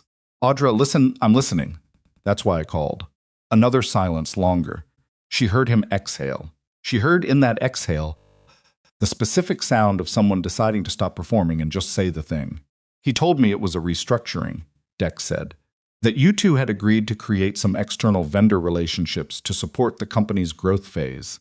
He said you were overwhelmed with the operational side and he was handling the administrative restructuring. And you believed that. He's your husband, Audra. He stopped. Yes, I believed it. Did you do any actual event coordination work?" A pause. "I attended 2 planning meetings. 2 planning meetings. For $68,000. I know how it sounds. I need to know whether you knew what it was," she said. Not accusatory, she had made a decision before the call to approach this as a question that required an honest answer rather than a confrontation that required a winner. "If you knew it was part of a scheme to defraud me, that's one thing. If you took money from someone you trusted because it seemed legitimate, that's another thing. I need to know which it was." Dex was quiet for a long time. Long enough that she almost said his name again. "I didn't know he was going to hurt you," he said finally. "I want to be clear about that. If I had known anything about the car, I would never. That's not something I would ever." His voice cracked on the last word, not dramatically but genuinely, the way voices cracked when something was actually true. "But I knew it wasn't exactly what he said it was. I knew the payments were bigger than the work justified. I told myself it was a family benefit, that you'd approved it indirectly. I told myself a lot of things." Audra listened to this. She thought about telling him that self-deception was not the same as innocence, that the things you told yourself to make something acceptable were not separate from the thing. She thought about telling him that she was disappointed in a way that was specific and deep, the way you were only disappointed by people you had trusted. She said, "The payments are part of the forensic record. Faraday's firm has flagged them. You'll need to speak with an attorney. I know, and Dex." She paused. "I'm not going to protect you from this. I need you to understand that." Another long silence. "I understand," he said. She ended the call and sat in her temporary apartment with its minimal furniture and the particular quality of silence that new spaces had. And she felt the specific grief of a person who has had to draw a line through someone they loved. Not anger, she had moved past the acute anger weeks ago. Just the dull, permanent sadness of understanding that certain relationships had been changed by events in ways that could not be fully undone. She had loved her brother. She still did. In the complicated way you loved people who had let you down, not cleanly, not without reservation, but still. She set her phone on the table. She got up. She made tea. She stood at the window of her temporary apartment and looked at the city. She was getting good at looking at the city. Gavin's formal plea came in the 5th month. He pleaded guilty to 2 counts of financial fraud and 1 count of criminal conspiracy in connection with the Trident scheme. The vehicular charged the brake line. The 60 miles an hour guardrail was the complicated one. His attorneys had argued strenuously that the intent had been to produce a minor, non-fatal incident, and that the severity of what had actually occurred was the result of circumstances outside the controlled parameters of the original plan, which was a sentence that revealed more about the moral architecture of the argument than his attorneys had perhaps intended. The prosecutor's office did not accept this framing. Final charge was criminal endangerment, a reduced charge from the original aggravated assault filing, negotiated in exchange for Gavin's full cooperation with the financial investigation and his testimony against 2 other individuals, one of whom was the person who had actually performed the brake line modification. A man with a prior record who had been contracted through a third party Gavin declined to name until the cooperation agreement gave him no choice. The sentencing was on a Thursday. Audra went. She had not been certain she would until the morning of the day itself, when she got dressed in the quiet of her apartment and decided that not being there was a form of absence she would regret more than being there. The courtroom was not dramatic the way television courtrooms were dramatic. It was fluorescent lit, and the chairs were uncomfortable, and the proceedings had the measured administrative quality of things that happened in rooms like this every day, which they did. Gavin stood when his name was called. He was thinner than she had last seen him, and he had cut his hair shorter, and he did not look in her direction. He was sentenced to 4 years, with the possibility of early release after 28 months contingent on his continued cooperation with the ongoing investigation. Audra sat in the gallery and listened to the sentence and felt she had tried to prepare for what she would feel and had largely failed, because feeling was not a thing you could prepare for accurately. What she felt was not satisfaction. It was not relief, exactly. It was something more like the sensation of a pressure that had been present for so long you had stopped noticing it, finally lifting, not pleasurable but clarifying, like being able to breathe a different way. She left the courthouse before the press reached her. Faraday's associate ran interference with practiced ease, and Audra slipped into the car that Camille had waiting at the side entrance. Camille didn't say anything immediately. She took her mother's hand, and they sat in the back of the car as it moved into traffic, and the city went past the windows the way it always did, indifferent, continuous, making no particular accommodation for the specific weight of what had just happened inside one of its buildings. After a few minutes, Audra said, "He looked older." "Yeah," Camille said. "I didn't expect that to matter to me." Camille was quiet. "It doesn't change anything," Audra said. "I'm not—" She stopped. Organized, it just made it real in a different way. "He's a person who did terrible things. I spent a lot of time these past months thinking of him as a problem to be solved, and today he was just a person standing in a room." "Is that bad?" Camille asked. "No," Audra said. "I think it's probably necessary." They drove for a while in the particular silence of people who have been through something together and don't need to narrate it. The city outside was doing its ordinary Thursday afternoon things: delivery trucks, people on phones, a group of children in yellow vests crossing a street with a teacher who was counting heads with the automatic focus of someone who had done this 1,000 times. Life, Audra thought, just continuing to be life regardless. The board restructuring took the better part of 6 months to complete, and it was not smooth. Nothing about it was smooth. Costa resigned before he was asked to which was, in its way, the cleanest outcome available. Barrett Hall had never actually taken a formal role, so there was nothing to remove him from, but Hearthline's revised vendor policy made it extremely unlikely he would find his way back into proximity with the company in any meaningful capacity. 2 of the board members who had been present at the Monday meeting asked for calls with Audra in the weeks afterward, not to apologize exactly, but to establish that their hesitation during the meeting had been procedural rather than substantive, a distinction that mattered to them and that Audra received with the diplomatic patience of a person who needed functional relationships to continue and could not afford to spend them on the satisfaction of saying what she actually thought. 3 new board members were appointed. The criteria Audra used for selection had always included professional competence and relevant expertise. She added 2 things: demonstrated willingness to disagree with the room when the room was wrong, and a specific question she had started asking in final interviews: "Tell me about a time you stayed quiet when you should have spoken up," because she had learned that how people answered that question told her more about their character than most of the things that appeared in their professional profiles. The governance changes she implemented over the following year were not glamorous. They were the kind of institutional modifications that appeared in policy documents and quarterly compliance reports, financial authorization structures requiring multiple signatories above certain thresholds, mandatory external audit cycles for subsidiary accounts, conflict of interest protocols that had more teeth than the previous versions. She brought in a firm to review every contract Gavin had touched in the previous 5 years. 2 of the contracts were renegotiated. One was voided entirely on the grounds that it had been structured to benefit a third party with whom Gavin had an undisclosed financial relationship. It was tedious, detailed, unglamorous work, and she did most of it herself, which she knew was not entirely rational. She had people for this, good people, but she needed to understand the full scope of what had been built inside her own company without her knowledge, because you could not protect something from a risk you hadn't fully mapped. Douglas Eames, who understood her well enough by this point to know when not to argue, brought her coffee during the late nights without being asked, and occasionally left a post-it on her desk that said things like, "You have a 9 a.m., go home," in his small, precise handwriting. She usually went home by 10. The program came later, and it came sideways not from a plan, but from a conversation. 7 months after the sentencing, Jocelyn called to tell her that a colleague of hers, a family therapist named Rosa Venn, was working with women who were navigating the financial and legal aftermath of marriages in which their partners had exerted significant economic control. The women in Rosa's practice were not all in situations as extreme as Audra's. Some of them had simply been excluded from financial decisions for years and were now, in the aftermath of separation, trying to understand accounts they had never been permitted to access and assets they had not known existed.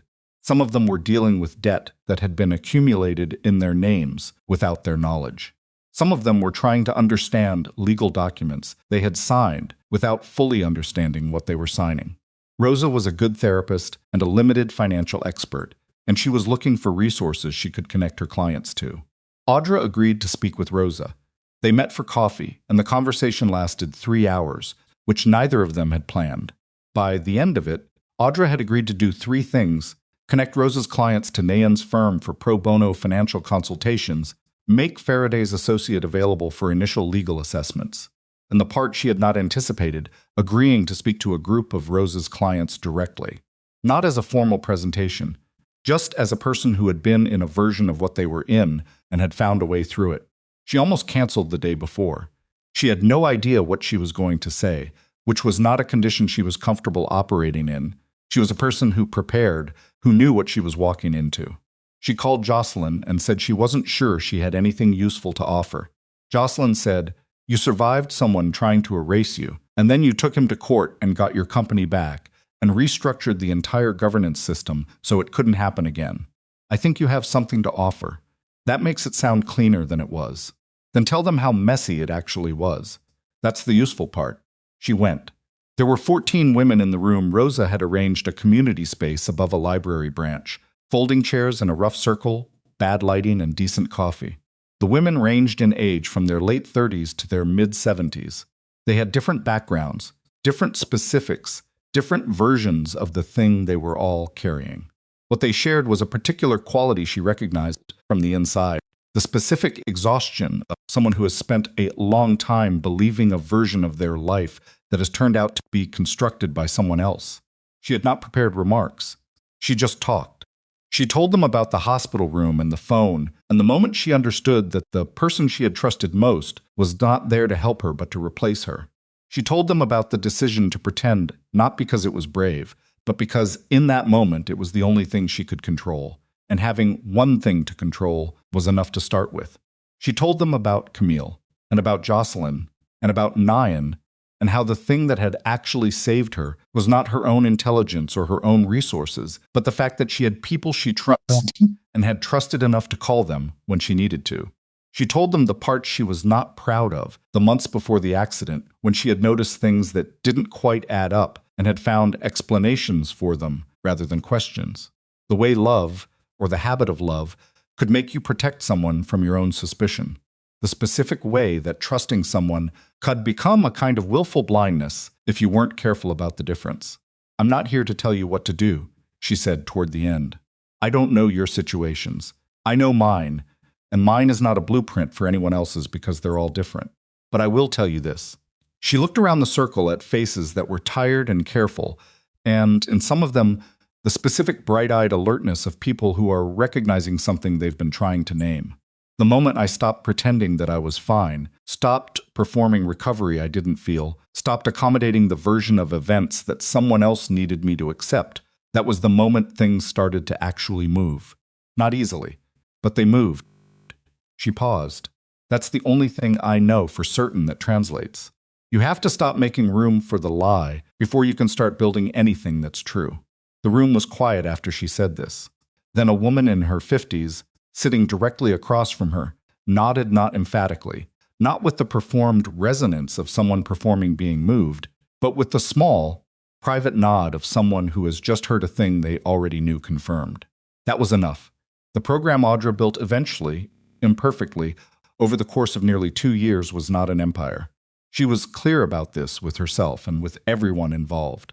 It was not a foundation with a gala and a board of directors and a brand.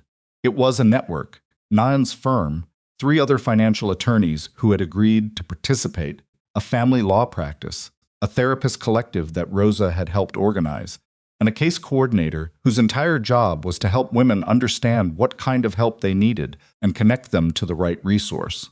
The funding was modest and came from a combination of Audra's personal resources and 3 corporate sponsors who understood that quiet, functional work was worth supporting even when it didn't come with naming rights on a building.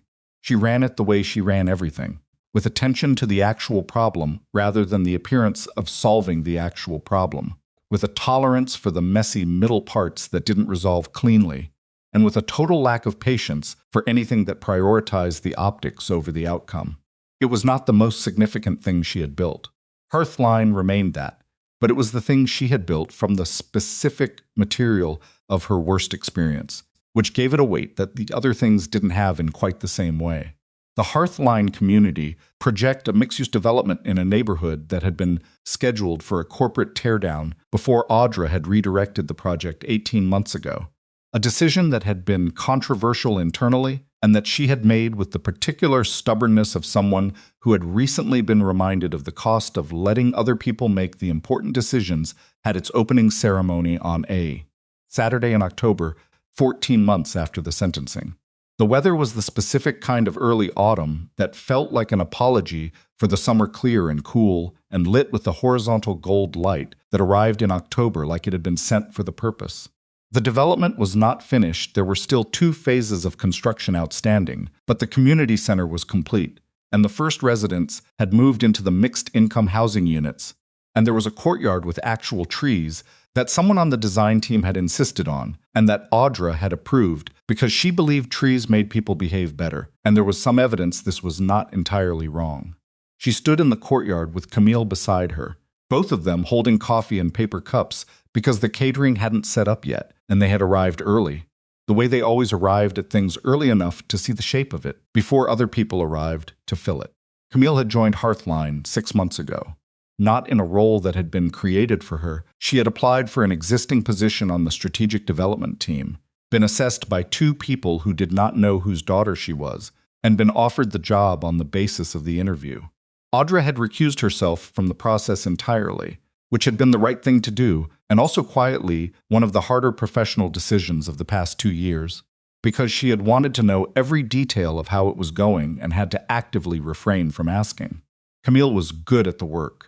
She was also different from her mother in the ways that mattered, more collaborative by instinct, more interested in the team dynamics than in the individual outcome, with a particular skill for reading the temperature of a room and adjusting her approach accordingly. These were things Audra could not have taught her and had not taught her. They had come from somewhere else, fully formed, and watching them in operation was one of the more genuinely surprising pleasures of the past year. "How are you feeling?" Camille asked, looking at the courtyard. "Good," Audra said, and then complicated. Camille looked at her sidelong. "Which part?" "All of it. A little. The project. The ceremony. The fact that we're standing here." She looked at the trees, young ones, just planted this spring, barely taller than a person. I keep thinking about the version of this moment where things had gone differently, where the board meeting had gone Gavin's way, where Merritt had cooperated instead of held, where Taryn Fell had decided to stay quiet. She paused. There are a lot of versions where we don't end up standing in this courtyard. But we did, Camille said. We did. Audra turned her coffee cup in her hands. That's not something I take lightly. Camille was quiet for a moment. Then, do you miss him? It was a question Audra had been asked by no one else, not Jocelyn, not Nayen, not the therapist she had been seeing for the past 10 months. Question had a shape that required a specific kind of honesty, and Camille was one of the few people she could give that honesty to. I miss the version of him I believed in, Audra said, which I know is not the same thing as missing him. Is there a difference? Yes. The version I believed in never existed. So what I miss is something I invented, which means the grief it's grief for my own mistake as much as anything else. She said this without self-pity, just as a thing she had worked out over 10 months of difficult conversations in a therapist's office. That's a different kind of loss than losing a person who was real. Camille absorbed this. She looked at the trees. I'm angry at him, she said. Still, I thought it would get smaller, and it really hasn't. Every time I think about what he put you through, what he was willing to do, I feel it the same way I felt it in that hospital corridor. She paused. I don't know what to do with that. You don't have to do anything with it, Audra said. It doesn't have to resolve into something cleaner. It can just be the thing it is. That sounds like something your therapist told you. It probably is, Audra said. She's very good. Camille made a small sound that was almost a laugh. The almost law that people made when something was only funny in the way that difficult things occasionally were. People were beginning to arrive in the courtyard, staff, community members, a few local officials who had been invited and who were doing the thing that officials at these events did, which was looking engaged while assessing the optics. Petra appeared at the courtyard entrance and gave Audra the slight nod that meant things were ready. A child ran across the courtyard for no discernible reason, the way children did, purely for the pleasure of the running. Audra watched the child run. She thought about what she would say when it was time to speak not a speech. She had declined the speech in favor of something shorter, something more like the actual shape of what this project meant. She had written it out and then thrown it away and decided to just say it, the way she had decided to just say it to those 14 women in a room above a library branch. She had gotten better at just saying things. There was a particular thing she had understood over the past 14 months that she had not understood before, or had understood theoretically, but not in the bone-deep way that came from having it tested. She had believed, for a long time, that the things she had built were the evidence of who she was. Company, the projects, the record of 18 years of decisions and outcomes. That if you wanted to understand Audra Vale, you could look at Hearthline and you would see her there, in the structure of it. What she understood now was that the company was something she had made, and making things was an expression of character, but it was not character itself. Character was what had existed in room 412, when she had been hurt and frightened and had lain in a hospital bed, watching a man check her documents and made the decision not a brave decision, just a necessary one to pay attention rather than collapse. Character was what had existed in the hotel room, when she had allowed herself exactly as long as the light took to shift from afternoon to early evening to feel the weight of a lie she had lived inside, and then had set it down and started planning. Character was not the absence of fear or confusion or grief. It was what you did with them when they arrived. She had built Hearthline. She had also almost lost it, and the almost losing had revealed things about herself that the building never had the specific nature of her trust, the specific nature of her blindness, the specific nature of the courage she had not known she possessed because she had never been required to exercise it at that level. She was not grateful for what Gavin had done. She was clear about this with herself. There was a version of this story in which a person said the betrayal had made them stronger, and she was glad it had happened, and that version was not hers. She would have preferred the 18 years without the hospital room. She would have preferred to discover who she was in less costly circumstances. But she was here, and here was real, and the trees were real, and the people moving through the courtyard were real, and the company she had almost lost was still hers. And the daughter standing beside her with cold coffee and an anger that hadn't gotten smaller was the most real thing in the courtyard. She had gotten herself back. Not the self she had been before, that self was not available anymore, and she was no longer sure she'd want her back exactly as she was. But herself, present, clear-eyed, in possession of what she knew and honest about what she didn't. That was not nothing. That was, in fact, the only thing that had ever mattered. Petra caught her eye again. It was time. Audra handed her coffee cup to Camille, who took it without comment. She straightened her jacket. She walked toward the small group gathering near the community center entrance through the October light on the ground of something she had chosen to build rather than the ground of something she had been handed. She did not look back at the courtyard. She had already seen it. She would see it again. For now, there were people to speak to, and she knew what she wanted to say, and she was not afraid to say it. The woman Gavin had tried to erase had returned. Not loudly, not with the dramatic arc of a story that resolved into perfect clarity, but the way most real things return gradually, imperfectly, one decision at a time, in the specific and irreducible shape of herself. She had come home to that. It was enough, more than enough. It was everything Gus Faraday called her that evening. She was still at the community center. The official part of the ceremony had ended 2 hours ago, but the building was still full, the way good spaces filled and held people longer than expected, and she had stayed because leaving had not felt right yet. She was standing near the window in the main hall with a glass of water, watching a man she didn't know teach a child. She didn't know how to fold a paper crane at one of the tables when her phone buzzed. "I wanted you to hear it from me before the press gets it," Faraday said. The appellate motion was denied. She had known it was coming. His team had filed the appeal 8 weeks ago, a last attempt to reduce the sentence on technical grounds, and Faraday had told her at the time that the chances were not high. But knowing something intellectually and hearing its confirmation were still two different events, and she stood at the window for a moment and let the confirmation settle. "So it stands," she said. 4 years. He'll be eligible for early release review in 8 months, but given the cooperation agreement terms, that review is going to be thorough. I wouldn't count on anything before 26, 27 months at minimum. A pause. "How are you doing with this?" "I'm at the community center," she said. "We had the opening today." "I know, I saw the photos Petra sent." Another pause. That's a better answer than the question deserved. She almost smiled. "Go home, Gus, it's Saturday." "You too," he said. She pocketed her phone and looked back at the room. The man and the child had finished the paper crane. The child held it up and then immediately dropped it and chased it across the floor with the uncomplicated delight of someone for whom a paper bird falling was one of the better things that could happen. The man laughed. The sound carried across the room with the specific warmth of a laugh that was genuine, uncalculated. The kind of sound that only happened when a person had temporarily forgotten to be anything other than where they were. Audra watched this and felt something loosen in her chest that she had not been aware was still held tight. She thought about what it cost to hold yourself together for a long time. Not the dramatic holding, not the hospital room, and the 10 days of careful performance, but the quieter, longer version. The months of depositions and restructuring and board meetings and program building. The Tuesday evening call to her brother and the particular grief of drawing a line through someone you loved. The 10 months of Thursday afternoons in a therapist's office in a building on the east side, where she had learned, slowly and with considerable resistance, that the things she had kept in a drawer until later had not actually disappeared while they were in the drawer, but had only been waiting for the drawer to open. The drawer had opened. It had taken time, and it had not been organized about it. The grief arrived at inconvenient moments. The anger arrived at different inconvenient moments.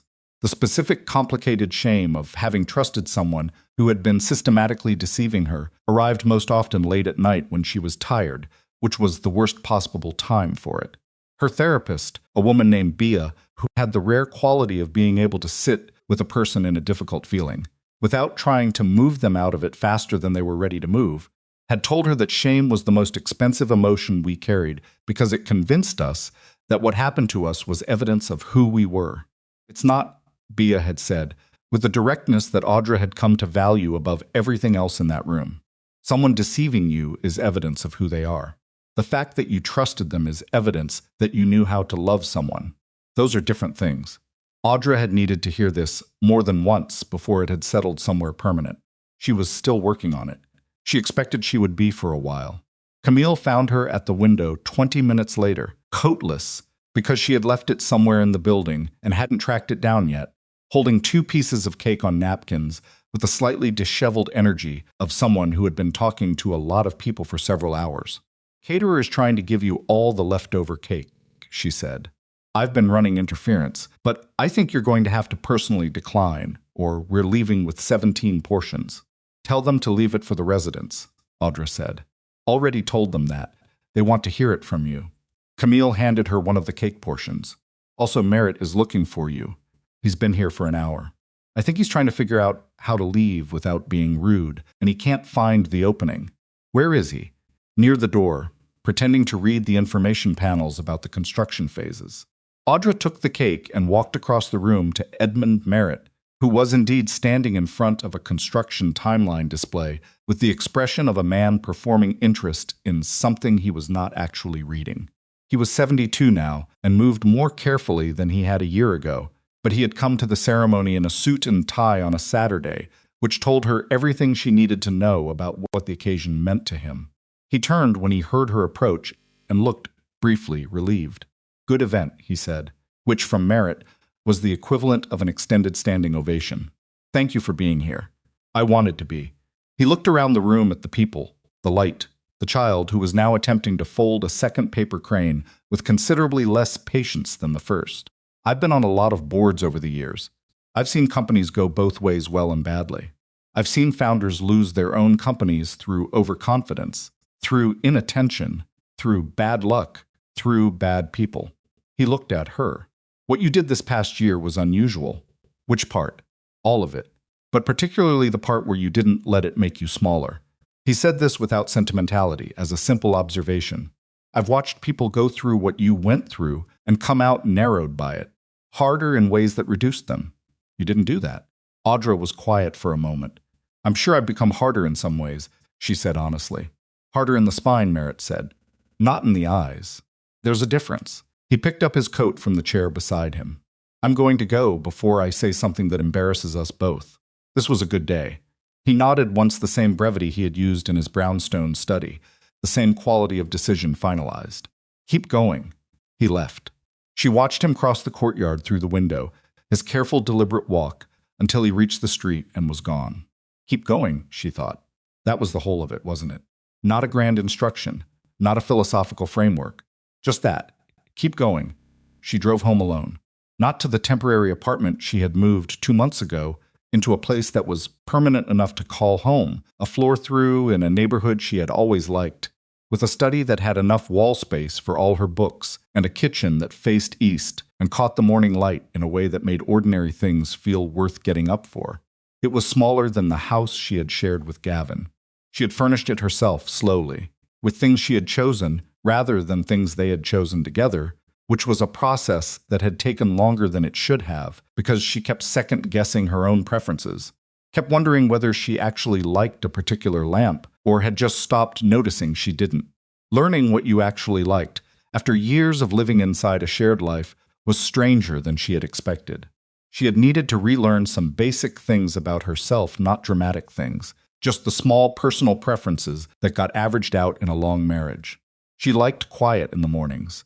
She liked having people for dinner, but not often, and she liked it better when it was just 2 or 3 people instead of a full table. She did not actually like the restaurants Gavin had always chosen. She had been deferring to his taste. For so long she had stopped registering that they weren't hers. She parked and walked up to her apartment and set her bag on the chair inside the door and stood in her own kitchen in the quiet of a Saturday night that was now fully dark, and she did nothing for a few minutes. Just stood there. The city was outside doing its perpetual thing, but in the apartment, it was quiet enough to hear the specific quality of her own breathing. She thought about what Merritt had said. Harder in the spine, not in the eyes. She didn't know if it was true. She suspected the accurate picture of who she was now would take longer than 14 months to come clear that she was still in the process of becoming whoever the next version of herself was going to be, and that trying to assess it from inside the process was like trying to read a page you were still writing. You could only really see it when it was done. But she thought about the 14 women in the circle of folding chairs above the library branch, and the way one of them had nodded, that small, private, confirming nod, and she thought about Warren Pell, The mechanic who had kept his notes and his photographs because something in him had known that the truth had a right to exist even when the official record said otherwise. She thought about Taryn Fell, who had made a choice she did not entirely respect and then made a different choice, and how the second choice had not erased the first, but had mattered anyway. She thought about Petra, who had refused to transfer documents without written authorization and had never explained to anyone why, just held the line quietly and competently until the line mattered. She thought about Dex. He had called her 2 months ago. Not to ask for anything, he had his own legal situation, his own attorney, his own process, but just to call. He had said he had been to see the community project site on a day when the construction was still ongoing and the framing was up, but the walls weren't finished. And he had stood there looking at the structure of it and thought about what it had taken to get there, and he had needed to call her and tell her he was sorry. I know what sorry doesn't cover, he had said. I know there are things that an apology doesn't reach, but I am sorry. I want you to know that. She had sat with the phone against her ear and thought about her brother, who she had loved for 50 years, who had made a choice she had not been able to protect from its consequences and had not tried to, and who was now on the other end of a phone line trying to find words adequate to something that words weren't quite adequate to. I know, she had said. And then, because it was true, I still love you, Dex. That hasn't changed. What I can't do right now is pretend the other thing didn't happen. I'm not asking you to. Okay, she had said. Then we'll figure out what this looks like from here. It was not a resolution. It was an opening small and conditional and honest about its own limitations, which was the only kind of opening available in that situation, and perhaps the most valuable kind, because it wasn't built on pretense. She was learning to value things that weren't built on pretense. She made tea. She sat at the kitchen table. Outside the window, the city was doing what it did, persistent, indifferent, continuing. She thought about the October light in the courtyard today, and the trees that were barely taller than a person, and the child chasing a paper bird across a floor, and Camille standing beside her with cold coffee and an anger that hadn't gotten smaller but that was at its root. Love, just love, in the form that emerged when someone you loved had been threatened and you had been there to see it. Love in its various impractical forms. That was the thing that had actually moved through all of it when she looked back. Not strategy, though she had needed strategy. Not resources, though she had needed those too. But Jocelyn, who had sat beside her bed and said, I know you remember everything, with the steady certainty of 22 years of friendship. And Nayan, who had bought flowers she didn't know what to do with, and delivered them alongside 4 months of meticulous work that had made the difference between a case and a conviction. And Camille, who had driven to a hospital in the middle of the night and had not once asked to be protected from the weight of what she was carrying. You could not build anything alone. She had always known this about companies. She was still learning it about herself. She drank her tea. She sat in her kitchen that faced east and would catch the light in the morning. She was tired in the deep, specific way of a person who had done a significant amount of living in a compressed period of time and was now, finally, somewhere quiet enough to feel the full extent of it. Tomorrow there was work. There was always work. And she was not sorry about that. The work was real, and it was hers, and she was good at it, and it gave the days a structure that she valued. But tonight the work was done, and the ceremony was done, and the city was outside doing its thing, and she was here, in a kitchen she had chosen, drinking tea she had made, in the particular ordinary peace of someone who had come back to themselves after a long time away, and found that home was still recognizable. She set down the cup. She looked at the window. She looked at her own reflection in the dark glass, a woman at a kitchen table, tired, present, still here, still here. That was the whole of it. That was, when she was honest about it, more than enough.